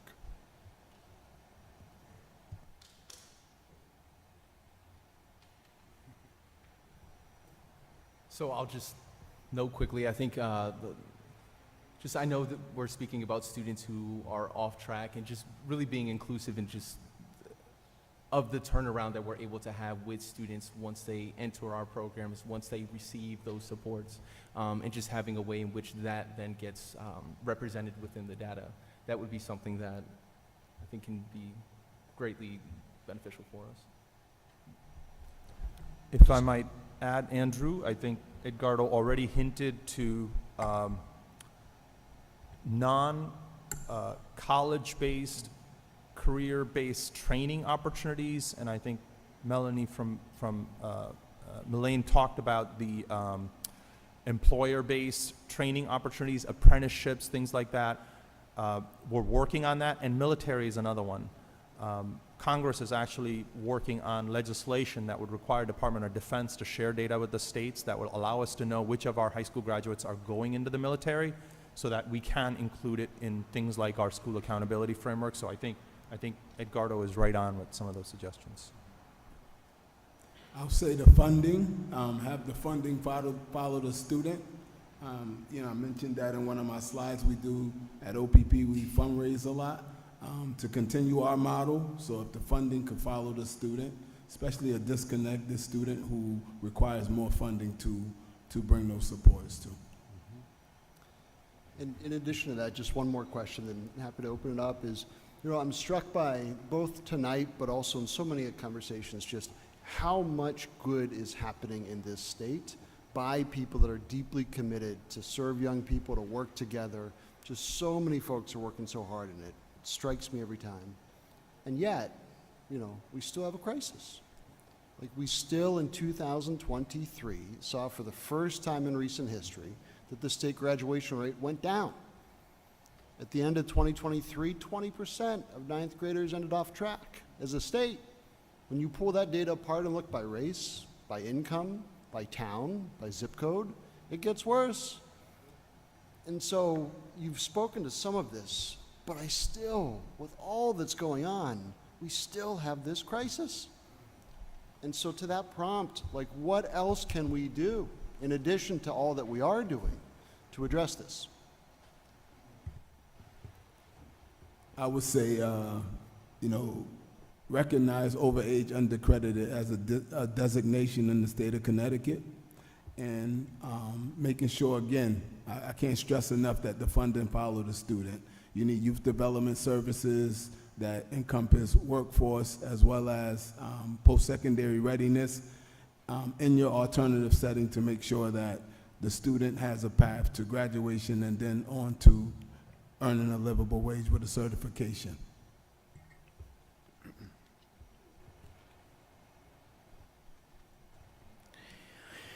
Well, thank you for 3 great presentations. I'd like to ask Mr. Figueroa a question. We can certainly make a connection that we can reduce the number of disenfranchised and disconnected youth by their matriculation into an alternate school program. Can you take us through, like your school in particular, what are the best practices to ensure that there's a scrutinization at the middle school, to ensure that those in the middle school who really need an alternate school are being considered, and how are they matriculated in? So the model that we currently have in East Hartford essentially starts, well, I'll start off by saying that the majority of our students are grades 10 through 12. But then that tracking really starts with East Hartford Middle School, starts with East Hartford High School, in which they're communicating regularly in regards to those middle school students who would really benefit from that additional support. So I know at the high school setting, they are often kind of assigned to caseloads and on-track coordinators throughout their 9th grades, and I think in 10th grade as well. But then for those students who continue to struggle, those are students who then get referred to us, right? Over at Synergy, and we meet with them, and I think where it really starts at Synergy is, and it's one of our core beliefs, is just establishing those relationships, right, in our building, and starting and just really prioritizing those relationships amongst everything else, because we know that that is a major factor that gets students to want to be in our buildings every single day. And then from there, once we have them engaged, then we start to provide that academic support. Then we provide to really dive into, we have the flexibility and the trust to be able to dive into those social, emotional issues, those tougher discussions that then ultimately lead to their success. Do you think, sir, that we as mayors need to do a better job with our school districts in terms of helping the districts identify those that should go to an alternate school that might be falling through the cracks? And if so, what can we do? That's a great question. I'm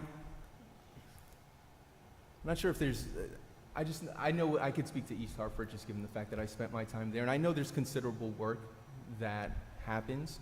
I would say though that I'd agree to there being a need for the expansion of such programming, right? We're fortunate enough where we have a 10 through 12 program, and it, at times we kind of make the exception for 9th graders, but I think especially our folks at the middle school will agree that we do have to expand that, especially given some of the issues exacerbated by the pandemic, right? And some of the behaviors that we're seeing in our middle school. Absolutely. Thank you very much. Thank you.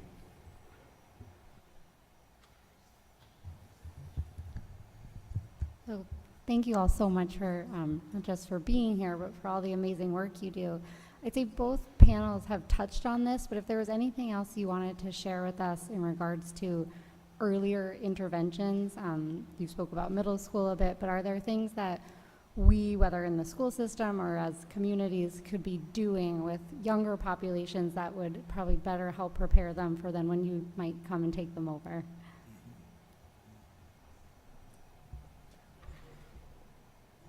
just as we talked about schools, districts being silos, if you will, and needing to connect even more with local partners, I think even within districts, sometimes school-to-school communication is not what it could be. When the prior question was asked about how can we know early, again, I spoke about our early indication tool that we provide, which tells the district, the 7th and 8th graders who we know are going to need more support to be on track in 9th grade. So it's like, how can the school intervene? How can the high school already see before the kids even come in, and they have that information, before they even come in, who are the students who are going to need high support before they come in? And conversely, who are the students who are excelling, who we need to place in a more advanced track, if you will, so that they can accelerate their learning? That information is available to the district, and we are working with our school district to sort of expand those connections, but leveraging that information and using that information more actively, I think would be another sort of thing I would put forward.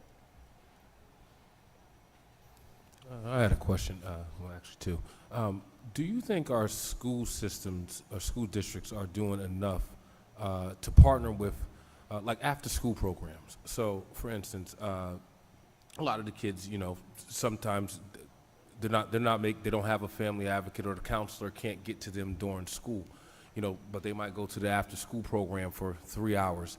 Do you think the school districts are doing enough to engage the after-school programs, especially those that are in the community? Because a lot of the times, you know, the after-school programs may know what the schools don't. You know, a kid might be subject to tell his after-school counselor something that he might not want to tell his school counselor or his teacher. So I was going to ask, do you think that the school districts are doing a lot to engage the after-school programs? And if so, if not, you know, do you have maybe a solution, a few solutions? I'm not sure I can say whether or not they're connecting. I will just go back to the counselor who spoke about one social worker for, you know, X several hundreds or over 1,000 students or whatever. I mean, so I think that is part of the challenge, is how do you have adequate support so that even if you know, what can you do about it?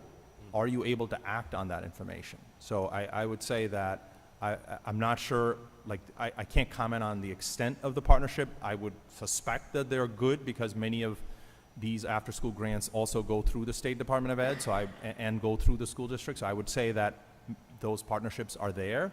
But I think the challenge always is when you have 1 is to 200, 300 for a school counselor, or 1 is to 1,000 for a social worker, being able to act on that information. And while these challenges may have existed before the pandemic, they have distinctly gotten worse after the pandemic. There's no question.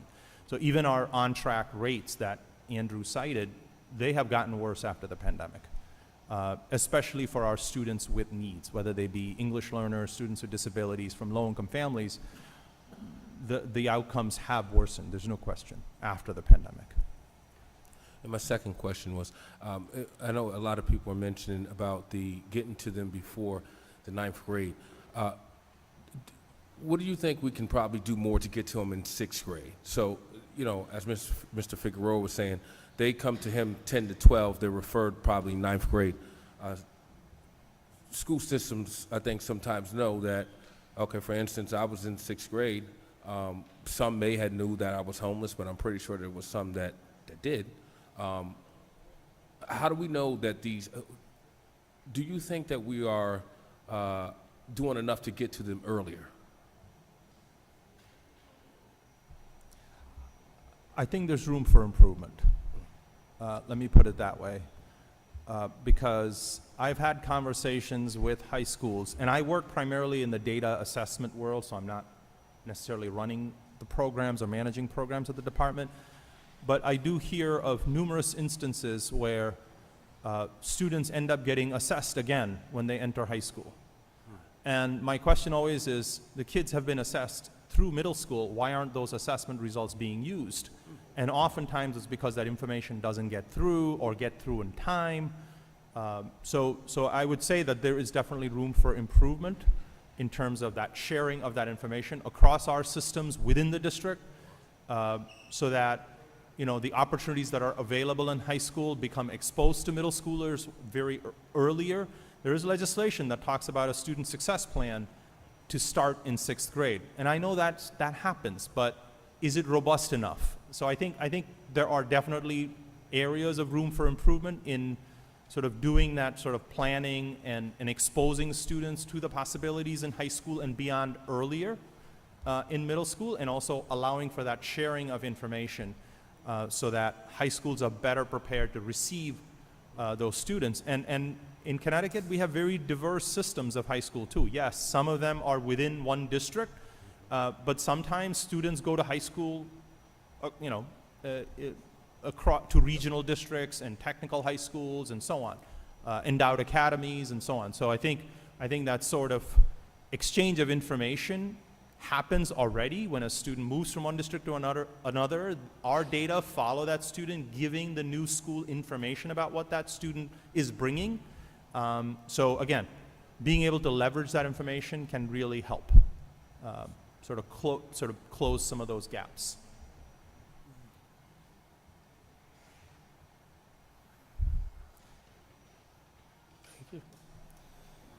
Thank you all very much. As panelists, certainly Gerard and Ed, thank you for the work you lead every day on behalf of students. Sincerely, Ajit, for the work you lead on behalf of the agency, and also your leadership and collaboration in making this research possible, helping to raise awareness around this. So thank you all very much. Yeah.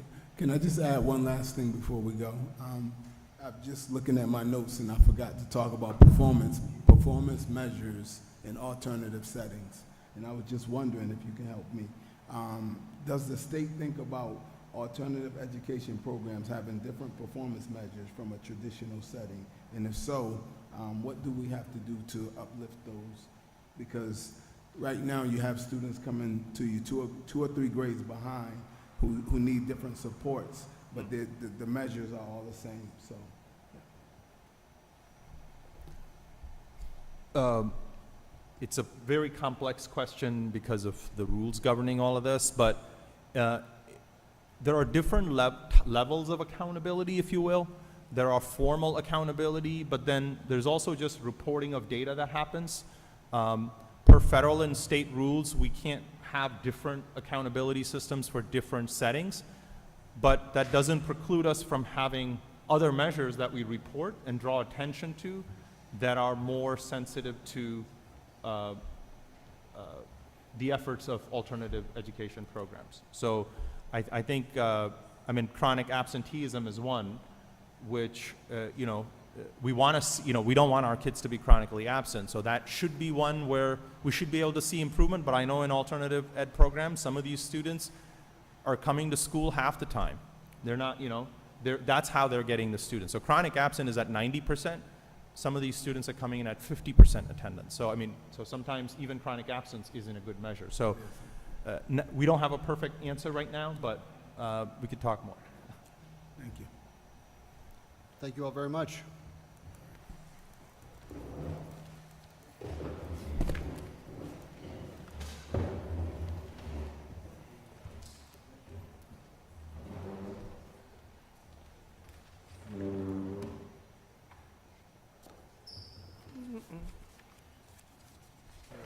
Intermission? Yeah. So I went arts program for alternative groups to success, and that's what so this is yeah. Oh, remember we talking about the wood shop? But I couldn't make it back. This is on the art program.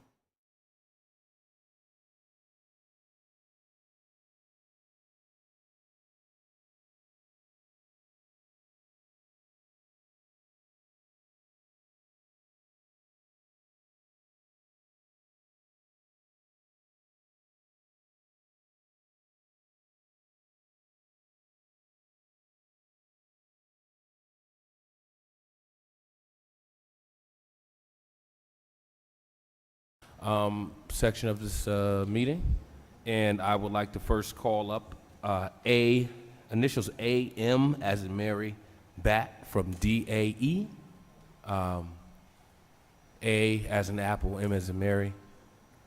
Okay. Okay, we're going to move along. Mr. Anthony Reed from United Way. Oh, okay. Oh, okay, thank you. Mr. Anthony Reed from the United Way. Greetings, everyone, to the 119 Commission and to all that are here today. My name is Anthony Reed. I am the Economic Mobility Manager at the United Way, Central Northeastern Connecticut. One of my many roles is to oversee the work of our young adults, the Young Legends. I work to provide young adults with employment resources and professional development training that exposes them to great opportunities to pursue the career of their dreams while changing the landscape and outlook of their communities. To answer the question of how can this commission in Connecticut can prevent youth and young adult disconnection is to expose students to various career pathways early. Okay, earlier, that's the word, than usual, in educating them on the journey and activities needed to get them there. This will have an impact on their lives and their families' lives. We should bring back official trade programs that are integrated in our schools, like they did at Prince Tech, all right? And that provide industry-recognized certifications, not just training in the program, but actual certifications so that when they come out of high school, they actually have the demand to make $25 an hour because they went for it. For example, there is great work in other parts of the state that have successful construction investing into other trades that are feasible.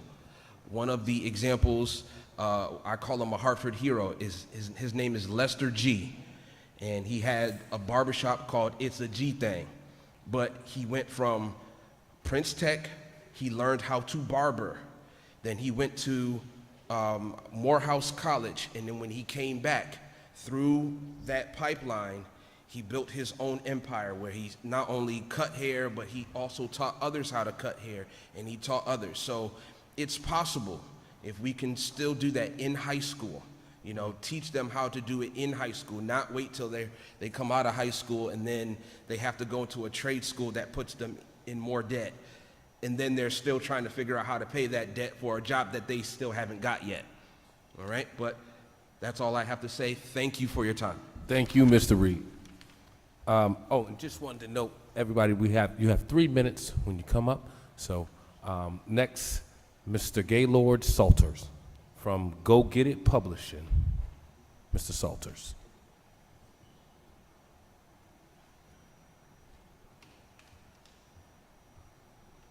I want to say good evening to the commission and everyone else here.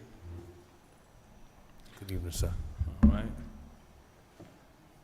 My name is Gaylord Salters, and I stand before you today not just as a speaker, but as a living testament to the power of resilience and the importance of provocative change. I'm honored to serve as the poster child for the nation's Second Look movement with the Sentencing Project in Washington, D.C.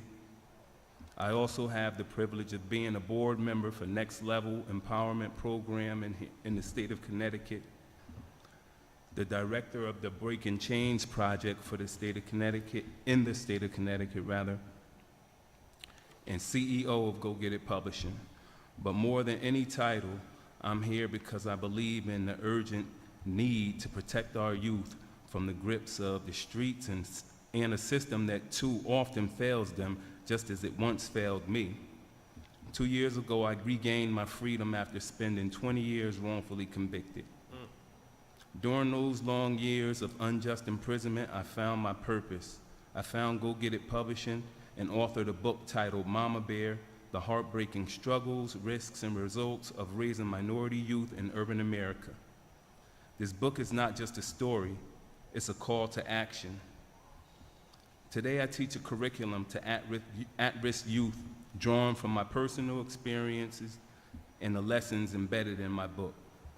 However, when I learned about the work of the 119K Commission, I felt an undeniable pull to be here today. I came for two reasons. First, to meet like-minded people who care about the direction of our children's lives, but more importantly, to connect with individuals who specifically care to make a difference for youth who are reeling in underserved communities like the one that I nearly had my life destroyed in. Therefore, if there's anyone in the room who shares this particular passion, I would love to speak further afterwards. Thank you for your time. Thank you, Mr. Salters. Next, Mr. James Butcher, excuse me. James Butcher of Capital Workforce Partners.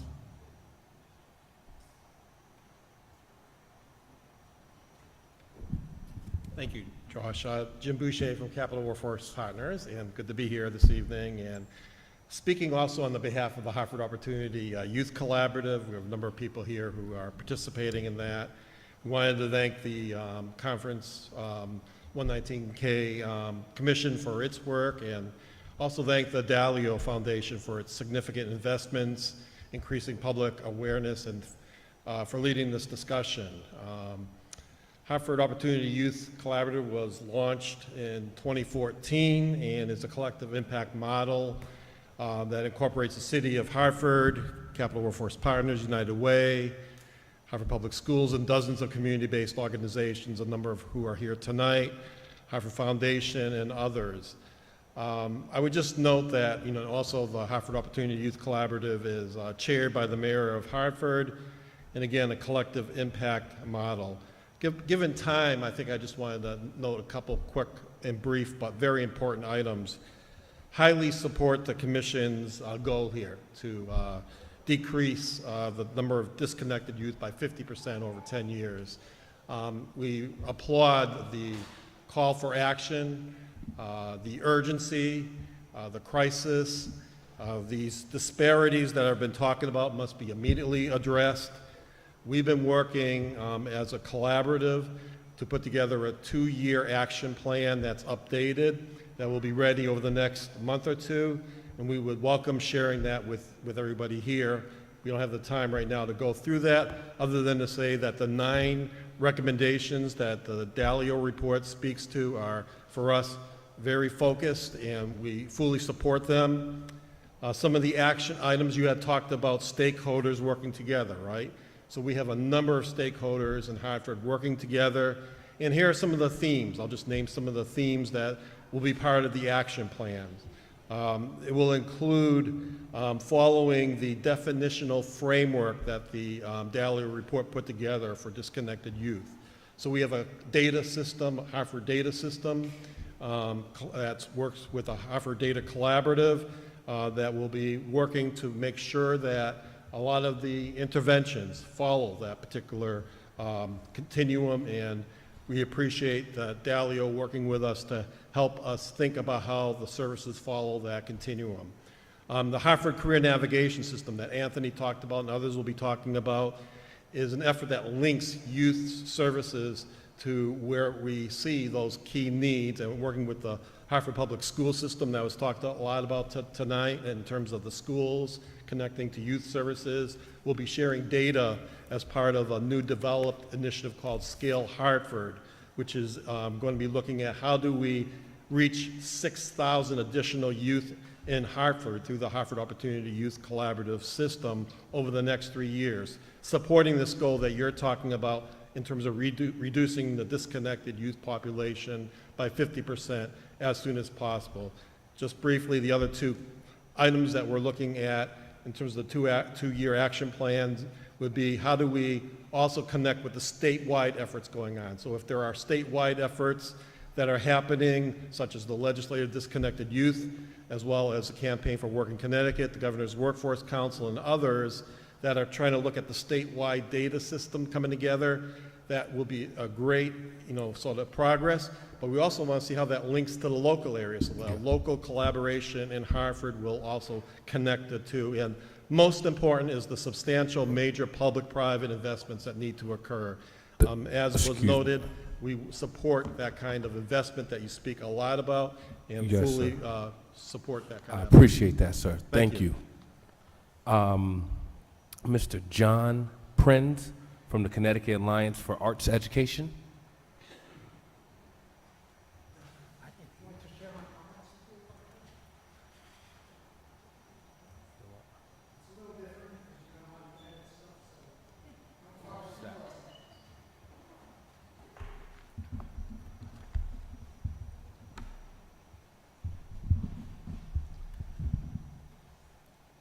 Mrs. Dalio, Mr. Ferguson, and 119K commissioners, I ask you to contemplate for a moment the concepts prophylaxis and portability. We vaccinate our youngest against childhood diseases. We also have the power to inoculate them against disconnectedness. At your last meeting, I spoke about children gathering in a music room or cafeteria with their guitar or piano playing teacher to sing, often at the start of a school day.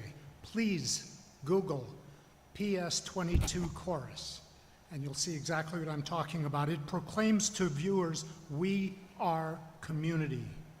These students are developing and practicing foundational skills and experiences, listening to and communicating with each other, acting as one in service to a greater whole, nurturing and exercising voice and agency, demonstrating that difference enhances good results, all while simply enjoying a shared experience. These are not lessons with quizzes and exams. They are the building blocks of learning that are portable to other learning experiences throughout the school day. They are joyous experiences that connect students to adults, to each other, and to an ongoing in-school experience, all of which shapes the culture in the building and in children's consciousness. Such joyful learning journeys nourish self-esteem. Students engage because they feel like they have a reason to be there, that they belong. The experience translates to I am seen, I am heard, I am worthy of respect. Children who experience those feelings together begin to excel at doing whatever they can to keep them flowing for themselves and for each other. Soon, and in some other forum, we will expand on arts education research, pointing to decreased disciplinary action, increased graduation rates, advancement to post-secondary education, the roles of the arts, trauma, and healing. I would love to address the missed leadership opportunities and capacity building opportunities for arts educators and administrators. By elevating our focus on the arts to where it belongs as a priority, we can create a vaccine against disconnectedness. It is arguably the best investment we can make in our children's ability to engage with their world and to hope for a rich and fulfilling life. I hope we are up to the task. Thank you very much. Thank you, Mr. Prince. Next, we have Monica. Is it Brace? I'm sorry if I said your last name wrong.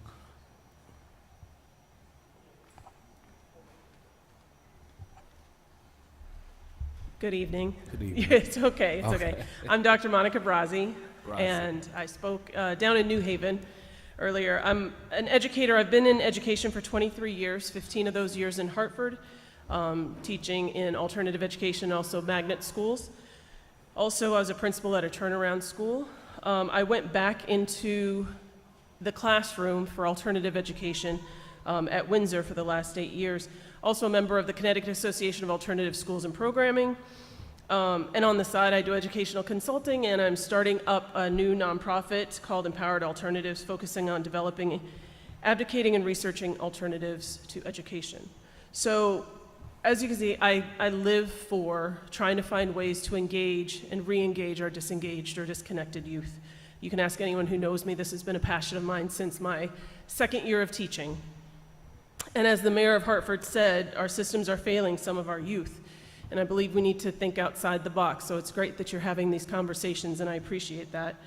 Some of our youth, many of which I've worked with, have experienced trauma, economic and housing instability, food instability. They have a lot of things going on, and as was stated, 70% of the students in alternative education end up disconnected still. So even with our current alternative education programming, it's still very difficult, and I find in my experience, some of it is still very traditional. We still go based off of seat time and Carnegie units, teacher directed. We ask students to come to us and our school systems where many students and parents have had negative experiences growing up, or they don't have the experience to navigate the system. So for example, my mom has an 8th grade education in Japan. She didn't know how to navigate the United States education system. We need to think about school differently. As you said, graduation rates are lower after in 2023, and I find that we went back to teaching the same way we taught pre-COVID. We could have used that time to re-envision education, and our students have come with some different needs and experiences as well. We need to go to them. We need to have students and parents involved in developing programming and not be in silos anymore, but part of the community. Most of my students want an education, but they don't like the system, and they feel the curriculum and the topics are not relevant to their lives, and they're also not connected to school. That came up quite a bit. And the schools are definitely too large or very large for some of them. So I know funding is an issue, but I think we have to think differently about education to help our students succeed in college, career, and life. And what people have talked about here tonight is important. The smaller environments, project-based learning, mastery-based education, working in apprenticeship programs, and most importantly, building those relationships. Thank you. Thank you, Ms. Monica. Next, Mr. Samuel Cephas.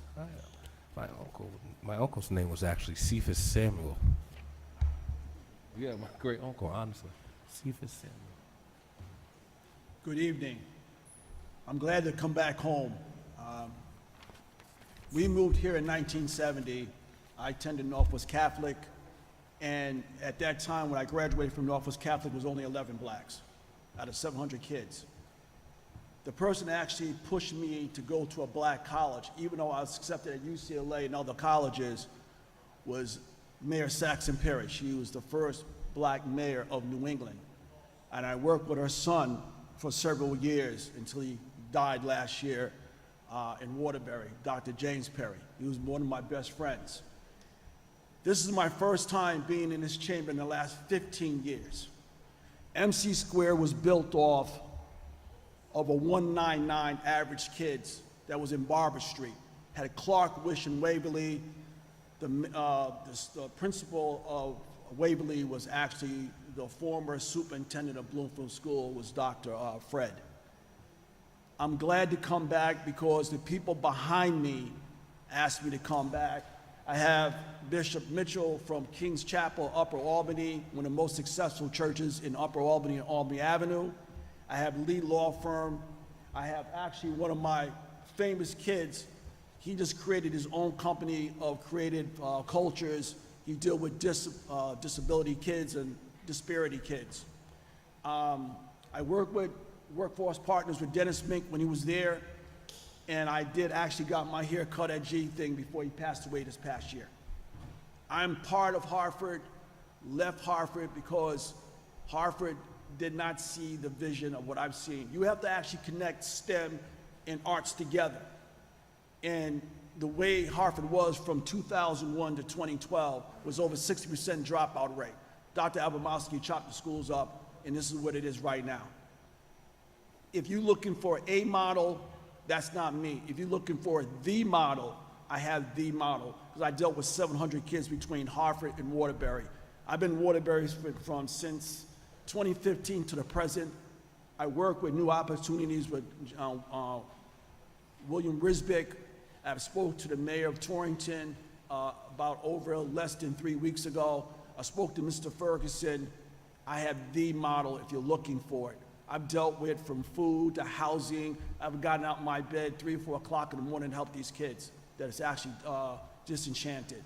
I do not deal with kids that are actually gonna kill somebody or rape people, but I deal with kids that actually, if they need the help, Sam Cephas at MC Square will be there. Thank you very much. Thank you, Mr. Cephas. Josh, can I say one quick thing? Yes, you can. One, I just want to acknowledge Sam for two reasons. One, he's the 50th person to offer public comment through this regional meeting process. And with even more distinction, Sam, we've done 5 regional public meetings. Sam has been in person to at least 4, if I have my count correct. From all of them. All of them. From Trumbull to Meriden we've been to Hartford. Sam has been to all of them in person, so I just thank you for that commitment to this process, your input to this process, and you being here again. Thank you. I'd just like to add that I have friends in London, working in London with you. I need help. I'm coming to you. We have every confidence you will be there, Sam. Thank you, sir. Thank you. Mrs. Banks, sorry for the young legends ascend. And I also wanted to say, I'll second what you already said about Mr. Cephas. So, yes, thank you for that commitment, too. Good afternoon. Good afternoon. Hello, my name is Tania Banks, and I am the co-chair of the Young Legends, an initiative under United Way, Northeastern Connecticut. The Young Legends is a group of young adults working to connect youth ages 16 to 29 to careers and job resources. I am also a leader in the North Hartford Navigation Hub. My work revolves around helping raise the youth voices related to the workforce. As a mother of 4 children and a young adult maneuvering through the system, I can both feel and hear exactly what these youth are experiencing. It helps me know exactly what needs to be changed systematically. When it comes to 119,000 youth in the community who are disconnected, the solution lies in the hands of the people who are supposed to be changing the system in order to fit the youth in it. Providers and employers have to create space for youth in our systems. Jobs, resources, and programs often create outlandish qualifications and specifically count out the youth in our community, making it impossible for the youth to be able to access and benefit these things that are created for them. And, you know, it can better our lives if we start opening up a little bit more and realizing that these qualifications aren't working anymore. For some positions and for many providers, they don't serve. You know, requiring a college degree doesn't serve us because a lot of our experience comes from real life. I've been doing this for 15 years. I don't have a college degree, but I'm standing right in front of you and I know exactly what I'm talking about. Right. Now, United Way hires young people as young legends in order to simply connect other youth and people to career resources, and they hire us to host programs and trainings for young people. Better yet, as a youth leader working in the Navigation Hub, I get to help with the intake process in both positions. I speak on a lot of youth firsthand, and I hear their experiences. Doing this, I learned that there's another disconnect in the information. For what's available in the community, it's not being clearly marketed to the youth. Youth do not have a safe space to create community and find resources. The concept of hubs has been a small start to changing that. My recommendation is that there should be more opportunities for youth and people to help make decisions and to be paid for their time. So youth should be a part of every part of this process. The work that I do under the Young Legend has opened my eyes to so many different solutions that can help create a new reality for youth in our communities. How can you create something for us without us? We have the knowledge and capability to help create the solutions for ourselves as long as we have people open and willing to give us the opportunity. So this 119K youth, all they need is knowledge and a chance. Honestly, we will see a difference in so many areas. It'll raise our economy, do some more people working, put money back into the community. There'll be less violence because everyone will be working and we'll have a way to create community from those hubs, and the list goes on. The solution is in us. Thank you. Thank you, Ms. Banks. And I also don't feel ashamed. I don't have a college degree either, and I made it this far. So, Hey, Josh, if I may, I just wanted to give a little recognition myself. This lady's young children have been sitting in this room on these hard wooden chairs for going on 4 hours and are just troopers. And so I have 2 daughters, one's a teenager, one's preteen. I could only wish that they were as well behaved in this environment as what your children are. So take them for some ice cream or something, Mom. You're doing a great job. You're doing a great job. Thank you. please do. Because usually it's like, it's like get loud. It's like they were in church or something. So I wanted to say that too. Mrs. Taniqua Chaplin, excuse me, from the United Way of Central and Northeastern Connecticut. Mrs. Taniqua. Okay. Mr. Tariq Levy, Mr. Tariq Levy, excuse me, I'm sorry. I was looking at another name too. From the Capital Workforce Partners. Hi, good evening. Thank you to the commission and everyone for attending tonight. My name is Tariq Levy-Bulliam. I'm the Career Navigation Systems Coordinator at Capital Workforce Partners. And it really is my great pleasure to really speak about the Career Navigation Systems Development Initiative we have been working on over the last year.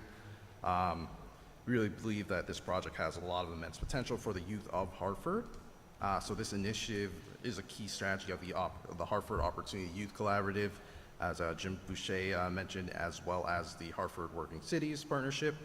And this, this is a collaborative effort between United Way, Central and Northeastern Connecticut, and the City of Hartford. Similar to the commission, this initiative came out of response to the growing trends of disconnection seen statewide, but especially in Hartford, which were only exacerbated by the pandemic. So right now we have over just under about 10,000 young people, aged 14 to 29, disconnected from both education and employment opportunities. And Hartford is in a very unique situation. While our problem isn't, essentially a lack of resources, it's more of, we have an abundance of these resources, but very few people are accessing them. So we believe by addressing, key pain points with the system through modifications that would increase more interagency coordination and encourage and facilitate warm referrals between agencies. We believe young people be connected quickly to the needed services based off of their situation, and eventually lead to getting back to education, as well as the workforce and living and getting livable wages. So our strategies up to date through this initiative we have been holding monthly Career Navigator community practice meetings. So these meetings really focus on sharing resources and best practices, as well as professional development for capacity building for career navigators, who are the agency staff who are working directly with young people, to either connecting them to resources or directly providing those services themselves. As we've also built an online resource directory where providers can share program information related to workforce with both young people and other navigators. We've also have piloted a place-based career navigation hub, which my colleague Tania Banks mentioned. And this is a place-based project where, instead of young people coming to, let's say, an American Job Center to connect with services, we're engaging with them in environments that they're already safe and comfortable in, where they can access the entire system of services by engaging with both family and career navigators, as well as youth leaders with related experience. Thank you, Mr. Tariq. Appreciate it, but the time is up. I'm going to have to move over to Mrs. Terry Streeter from the Watkinson School. Thank you again, Tariq.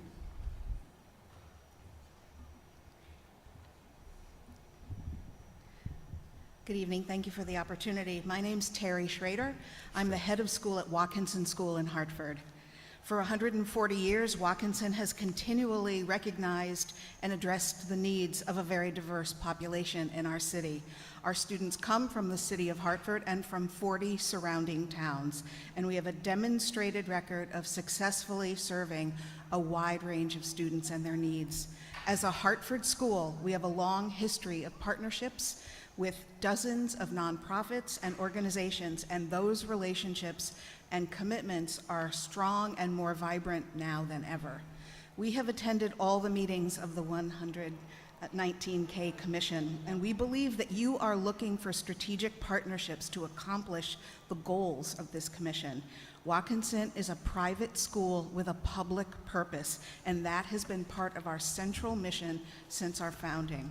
This commission seems to be wanting to pull together people with the means, the commitment, the expertise to make a difference, and we want to be a part of that solution.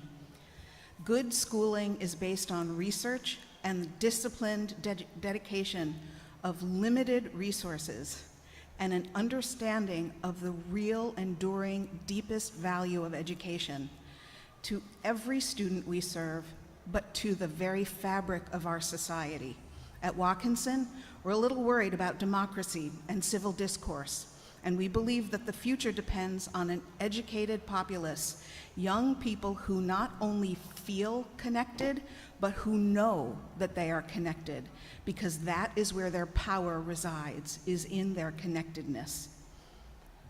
Strong schools are the antidote to disconnected youth.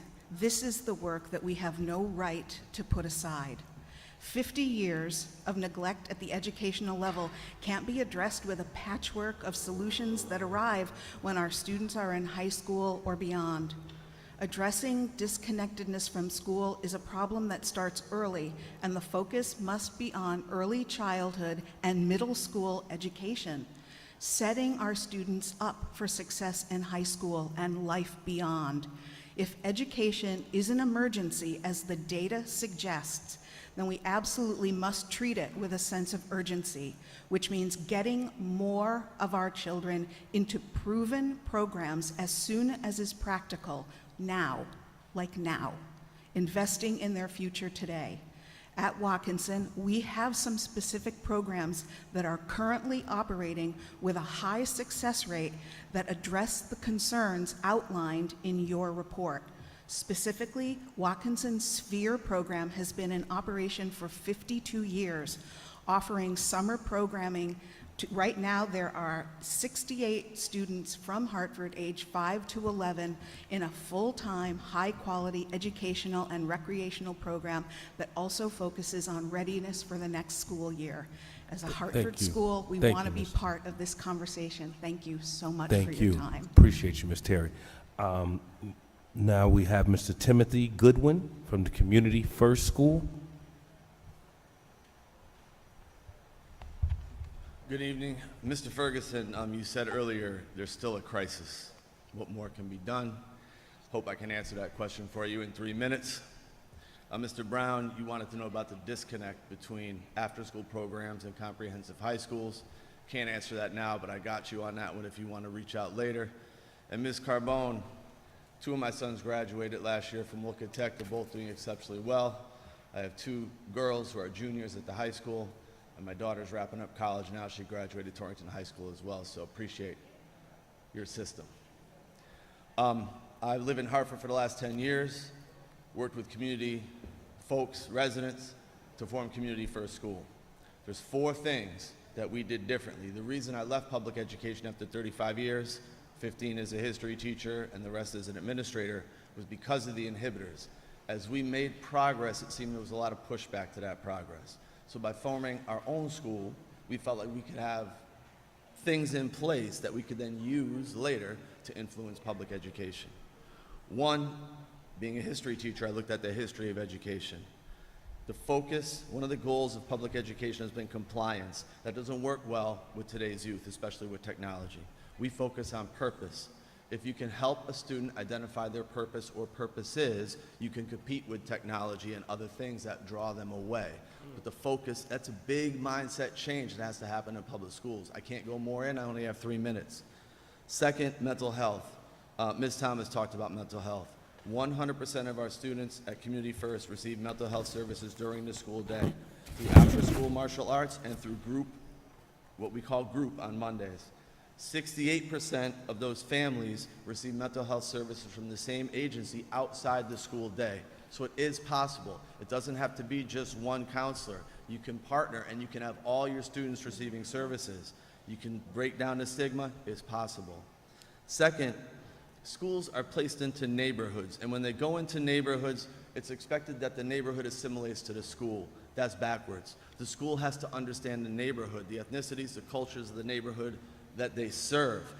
100% of our teachers are black and brown. 100% of our students are black and brown. Our principals are black male. It is possible. When I was at Weaver High School, 80% of the teachers were white, 99% of the teachers were black, students were black or brown. It doesn't have to be that way. That's part of the system that needs to be changed. And lastly, just 3 really quick things that can happen in any comprehensive high school, not just a small school like Community First. There could be a longer school day. It doesn't have to end at 2 or 3 o'clock. Every student can be required to do some type of after-school program. It is possible to have after-school programs as part of the school day. There are hundreds of after-school programs that would come in if the school districts would let them. That's key. Career pathways should start in kindergarten. We start our kindergartners, they're ornithologists. They're learning about bugs because what little kid doesn't want to learn about bugs?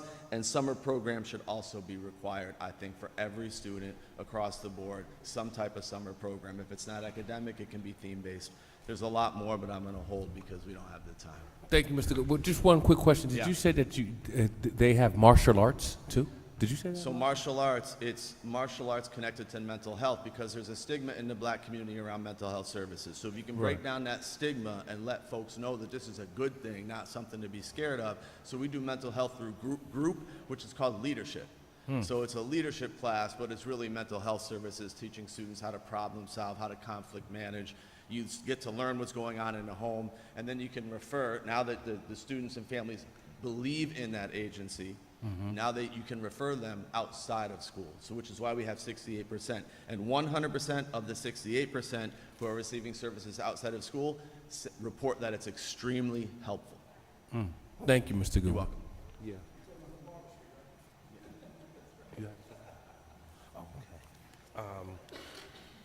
Next, is it Kamari Thornton from the United Way of Central Northeastern Connecticut? Kamari. Kamara. Okay. Mr. Rayshon, excuse me, Lee. Mr. Lee from Clarissa Lee Law Group.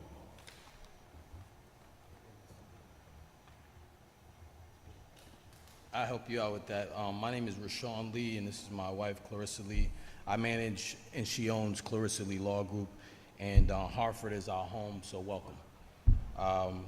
As a self-appointed 119 ambassador, our conversations with youth are private, sometimes protected by attorney-client privilege. We gain the trust because we resemble the population that we represent. In education, it's almost impossible to be able to teach somebody something if they don't trust you, and teachers want to be trusted, but most of the time the teachers don't even trust the children. Most teachers in Hartford will not walk down, most people will not walk down Albany Avenue or Main or the side streets because of some of the problems that happen in that community. We understand the importance of education, but I want to help you guys understand something. It's a term in the neighborhood. The term is called beef. You may not be familiar with what beef is, but beef is a situation where if I see you on site, I'm gonna murder you. And if you see me on site, you're gonna murder me, or at least make an effort to do that. And with the youth today, they are walking around with firearms. They're not going to school because school is a location where people commonly come and run into one another. So I'd rather not get an education if my life is on the line because of some situations that I may gotten involved with. So all your data and stats will not help you resolve beef. And the only people that can kind of mitigate the beef is people that used to be in beef. I told you the last time I was here, I carried a gun every day at one point in my life. And I wasn't a registered, firearm carrier. But I did it not just to be malicious, I did it because I really was worried that somebody was gonna attack me and I'd kill a man before I let a man kill me. That was my mentality. And my wife she took over that now, So another thing that I wanna make a really important point, I know I only got 3 minutes, is that we have to recognize that there are a large percentage of people that are young, that are incarcerated, that are on parole, that's on probation, that's coming home, the recidivism. If they're not connected with education, they're connected with the prison system somehow. And if we don't, the numbers that you have, I'm not going against your stats, but I'm telling you, when you say the numbers are going down, we know why the numbers are going down, because charges are being thrown away. You're making it to juvenile court, and then there's guys going in and out of jail that got 3 gun charges. Charges are being thrown away to make the stats look good. But walk through the neighborhood. I walk with every one of y'all tonight. I could do it. Ain't nobody gonna shoot me over there. So it's important to recognize that there's more to it than just people that don't want to learn. There's some things that's going on that you may not be privy to. And if you're not aware of some of the problems that exist on the north end and on the different areas of Hartford, then guess what? You are inviting someone to come to school that you might end up being at their funeral. And you wonder, like, how did that happen? And then you wonder, why did that happen? Because that kid was doing some things, that kid was trying to make some money, poverty is real, and if you can't offer someone a way to make a living, then guess what? I hate to say it, but you're wasting their time. And I'm coming to you because I support 119. I'm going to always say it. I'm the 119 ambassador. I live, breathe this thing right here because I deal with the children and I deal with the people, and I'm connected with a crew that's here, that's willing and ready and able to support. And I also know lawyers that want to do the same thing. So if I'm at the table, my resources are at the table as well. I'm not coming asking Mr. for money. Lee, I want to offer something. I appreciate that. But thank you. Thank you. And I also wanted to acknowledge Mr. Lee has been at about 4 of our meetings as well. I don't know if you came to the first one in New Haven, but I do know that Mr. Lee has been to all our commission meetings, 4 of them. So I did want to acknowledge that Thank you. as well. And I also will tell you that what you're saying about Hartford and the youth, we actually are going into the Hartford Residential Center to speak to the same youth that you're talking about, that are carrying the guns, that are talking about beef. And we have been beef, what you say is beef, what we say conflicts that we have. That is a big issue that we've been talking about, because as we know, if you're going to shoot somebody, you're probably not going to want to go to school, because you might see the person at school that you might want to shoot. That's right. So those are the things that we are addressing with the young people as well. And we do appreciate when you come here and you do speak. So just wanted to put that on the record too. I'm going to move along to Mrs. I'm sorry, I can't. I don't want to say anybody's last name wrong. From the Hartford Board of Education, Mrs. Is it Francis? Francis? It's kind of low. There's Tell Legacy. From the Hartford Board of Education, Ms. Francis, okay. We're going to move along. I think she left. Oh, she left? Okay. Jay Perry from GBP. Jay? Is it an initial or is it J?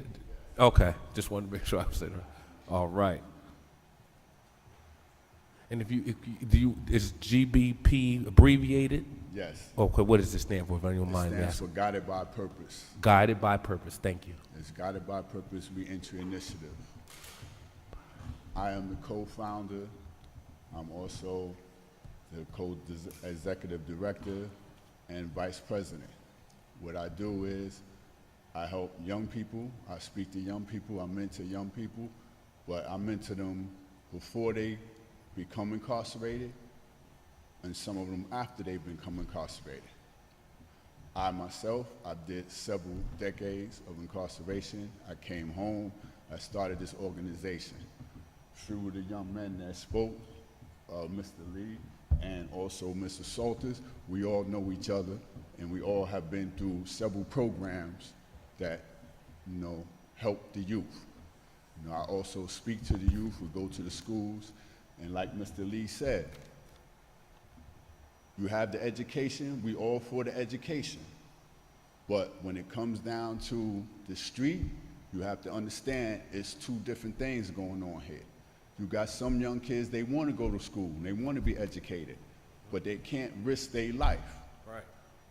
But then you have those that there are ones that are causing the trouble, and that's when a person like me comes along and I speak to them either while they're incarcerated, from the time when I was incarcerated, or when they come home, to try to get them on a better path, which is the path of rehabilitation. Because if you don't have no rehabilitation for these young people that's out here running the streets, all the education in the world is not going to save them. Because we all know you only got one life. I could go to many colleges. There are many universities in this country, but there's only one life. So now you have to get to the youth. You have to figure out a way how to get to them, to educate them on staying away from the violence and going to school. I know many young people that are smarter than I am, but they can't go to school. So what you do is you try to get programs after school. What happened to the after school programs? What happened to the mentors coming to the schools and speaking to the young kids to try to keep them away from the violence? Because some kids, they're not out in the street, but the street is calling them. You best believe that. The street is calling them, and it's calling them real loud. And if you don't get in those schools and start talking to these young people, I spoke to some young kids over here, what's that, Arthur Brenner Elementary School, not too far from here, a couple of months ago. And this is an elementary school. These kids are in 5th, 6th, 7th grade. But they understood where I was coming from because they have friends and they have family members that's been incarcerated. Young kids were sitting there telling me how many friends they had that been shot, because I asked them, how many of you young kids know somebody that's been shot or even have been shot yourself? The majority of the kids raised their hand. Mr. Perry, thank you. I appreciate your words. Thank you very much. Thank you. Mr. Ron Canada.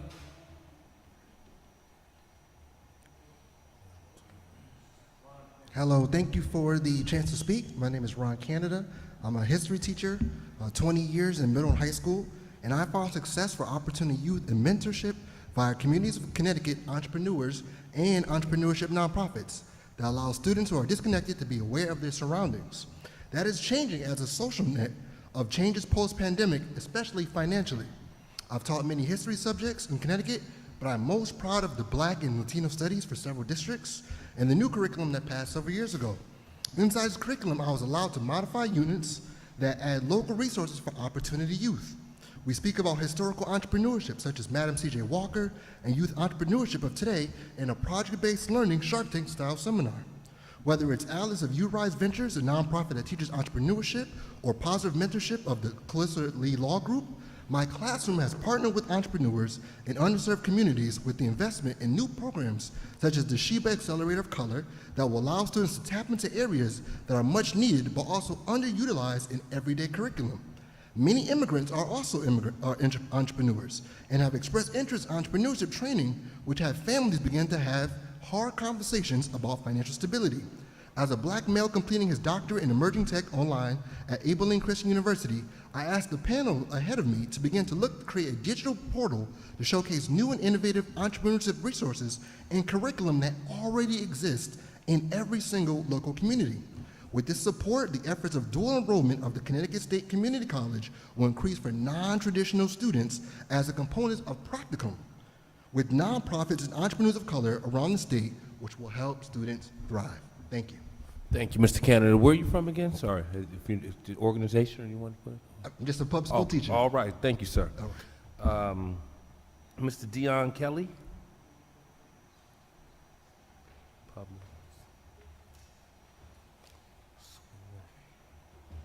Hi, good evening. My name is Dion Kelly. I am a Youth Development Specialist at Our Piece of Power Incorporated. So I just wanted to speak upon my personal positionality, not only as a youth participant, but also a youth in the midst of the work. I started at OPP as an intern, and I didn't know that I would be in this position to be one of many voices for my fellow peers in the midst of like how we're positioned, how we're seen in Hartford, Connecticut. And the reality is that the semantics are great, right? Dealing with workforce readiness, dealing with education, dealing with programming, but what about our voice? Youth voice is the most important tool that we have.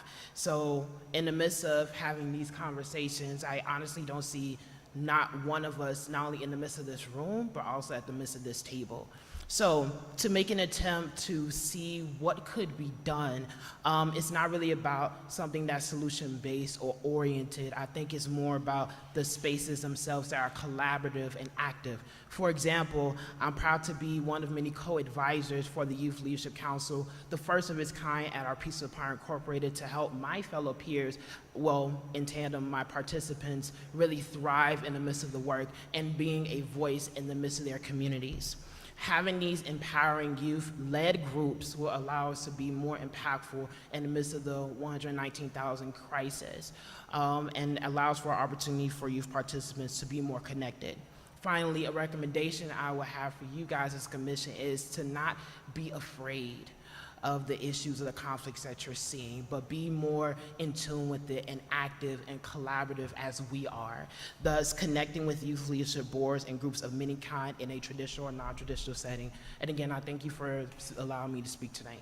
And thank you, Mr. Kelly. Appreciate that.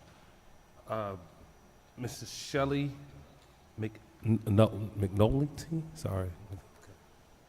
And while we wait for Ms. Shelley again, like Mr. Kelly was saying, engaging those youth, I commend this commission from the start. Before you go, Ms. Kelly, I was kind of like adamant about we're going to have to go to the people, go to these kids, sit at these round tables. These are the kids that are disconnected, disengaged. And from the mayors to Andrew and CCM, Joe DeLong, his whole team, they have been going right to them, from the community to literally to our prisons. So I did, again, just want to put that on the record. Hats off to all of you. And we might take that walk, Mr. Lee, one of these days when I can get some time. Hi, everyone. I wasn't expecting or planning on speaking tonight, but I came. This is the first time me participating in this, and I'm so happy to, that you guys have this commission, and I applaud you for the efforts that you're putting forward. So thank you very much for giving me the opportunity to speak. I want to speak a little bit about myself, my experience, and then what I do, and some thoughts that I have. So I'll first start with my life experience. My mother was a DCF foster child. She lived in foster care until she was 16, at which point she signed out of the DCF foster care system, and she went to work full time because she could not handle going to another school. She went to 8 schools within 7 years. So she is the basis of where I grew up. My father was an alcoholic, ended up in prison a couple times, and so we did end up homeless for a little bit. And I went to 7 different elementary schools before I was in 2nd grade. Say that, fast forward, I then went to school myself. I got myself through, my bachelor's, master's, whatever. I have a master's in social work, a licensed clinical social worker. I've worked for DCF I worked at DCF as a DCF social worker and DCF supervisor. I've been a school social worker as a director of special ed, and I left the school system 4 years ago because I'm also a single mom with 4 children. My 4 children are 16 to 20. They're your age group. And they have struggled through the pandemic. Mental health issues. One of my daughters has been in and out of 2 of my daughters have been in and out of the hospital. And my son right now is struggling with social media, the impact of social media and how it affects kids in school. All of that said, that's not necessarily why I'm here, but I want you to understand that I have a great background knowledge, experience, and understanding of these kids, and I'm passionate about it, and I have been all my life. What I want to say right now, I'm a director of clinical and in-home services. We provide support for students who are school avoidant. I don't like using the word school avoidant. I'd rather say that they're struggling with their mental health issues, and I'm working to get them to participate in life, because that's how I use the words. I don't like, school refusal is a horrible word to use, because the kids aren't refusing, they just can't.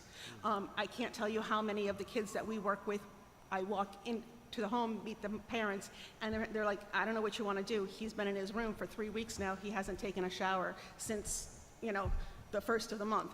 Like, this is the kids that I'm working with, the serious mentally ill students who are struggling.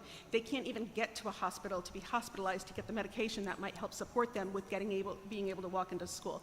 So my program right now, for every student that we work with, we assign them a clinical case manager, and I have a mentor. The mentor builds a very, very close relationship with the student. The mentor will work with the student 15 to 30 hours a week, depending on what the student needs. We'll build that relationship, get to know that kid inside and out. What do they like? What do they not like? What's working for them? What's not working for them? We will go to the home. We're at the home at some of the homes at 6 o'clock in the morning, helping that kid wake them up, get that morning routine going, helping the students get to school by providing transportation if they miss the bus. So we're trying to fit all the wraparound services. We're trying to work on getting them connected, but it's still not enough. And I'm only working, like, we're small scale at this point. I have about 25 families I'm working with. In the school year, I probably had about 45 families, but we're small scale at this point. I would love to see this program become bigger. It's similar to LEAP, more intensive than LEAP, but we're in the outskirts more than in the bigger cities. Ms. Shelley, thank you. I appreciate that. Just one quick question. Do you want to put your organization down, the name of your organization? Connecticut Behavioral Health. Connecticut Behavioral Health. Yep. Thank you. Yep. I just want to give you two quick things. Just No, because I'm sorry. We have to move on through the timing. So Okay. I have to call up Mrs. DeLone. Ms. DeLone. Appreciate it. Thank you. Hi, my name is Odile Delone. I'm the Connecticut State Capital Campus Director of Workforce Development and Continuing Education. One of the things that I wanted to talk about was with regards to the silos that are out there within the workforce development ecosystem. We need more partnerships. There's still a lot of silos, different agencies not working together, and partnerships are key to success. I want to highlight the Hartford Career Navigation that was mentioned earlier, that CWP, the City of Hartford, and the United Way are putting together. Different agencies, all career navigation in the City of Hartford, working together, helping each other, teaching each other about what each of the agencies are doing. I think that's a great way to do this, and more communities should be doing that.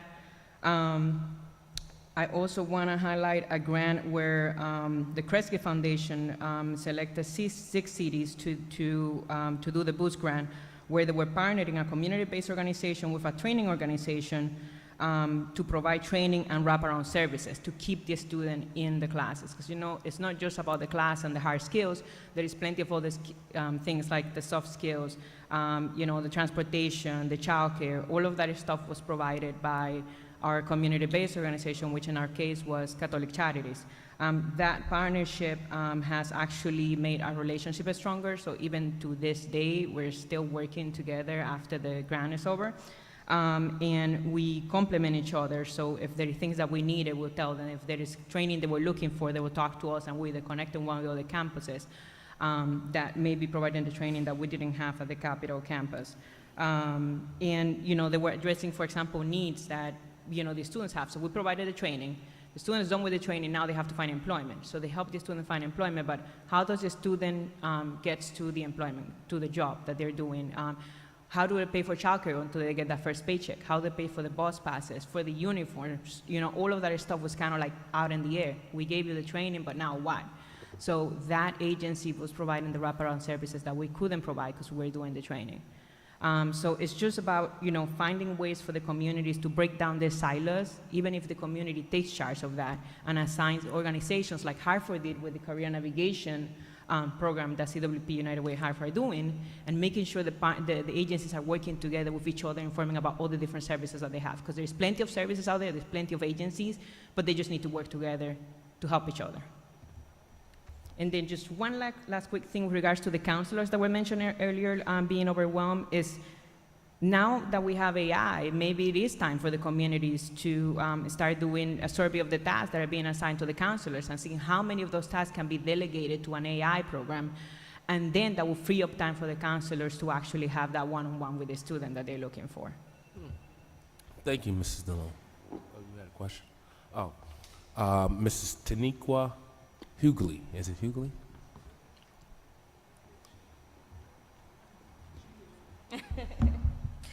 Good evening. My name is Taniqua Hughley Chaplin. I'm the Director of Economic Mobility Initiatives at the United Way of Central and Northeastern Connecticut. And one of my many roles at United Way, I have the great pleasure of working with young adults. You heard from Tania Banks earlier, and my colleague Anthony Reed, in addition to my colleagues in the back, Jim Boucher and Tariq as well.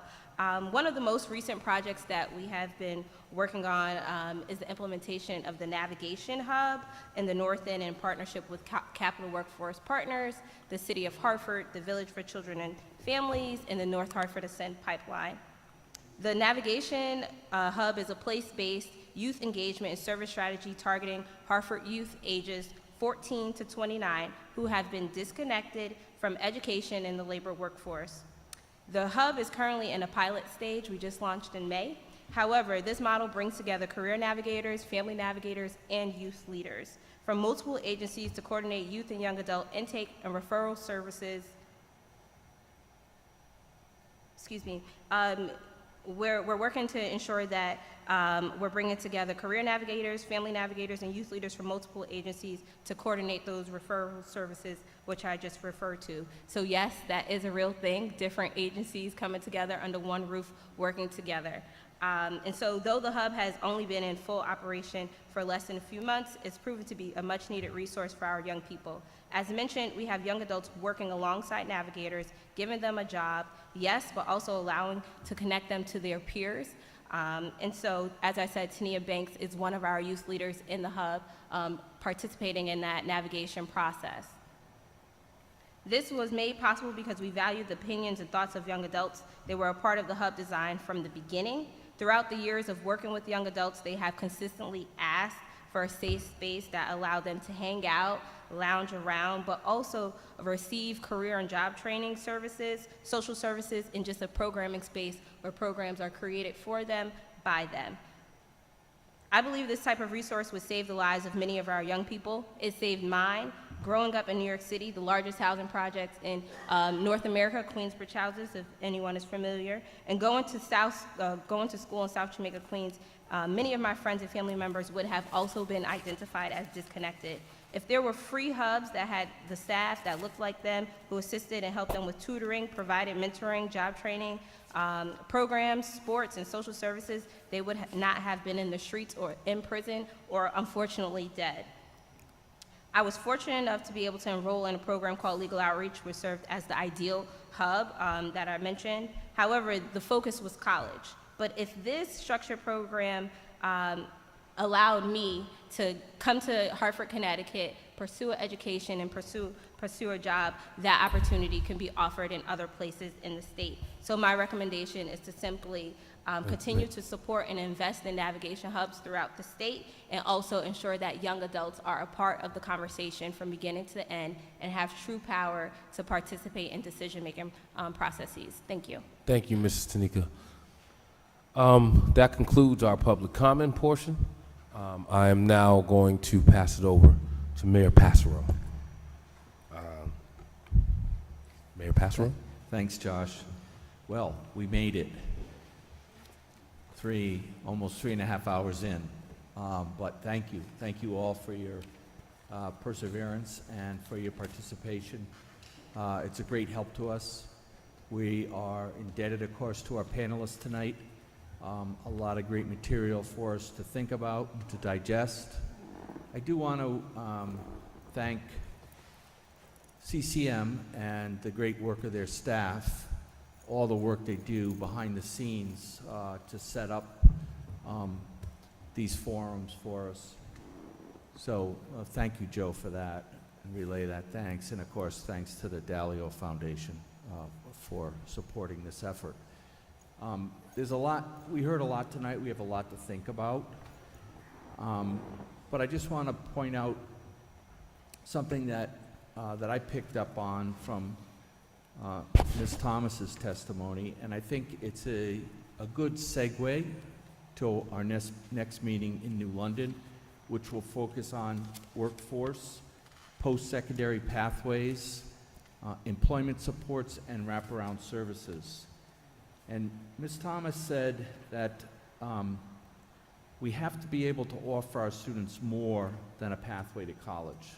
Mm-hmm. And I think that's, at least from my experience in my city, that's what our education system is too strongly focused on.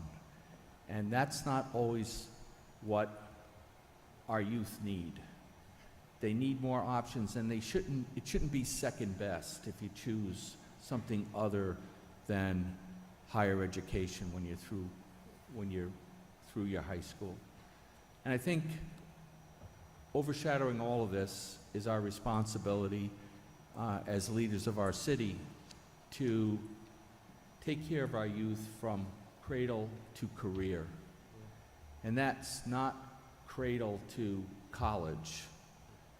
College may not be in that formula.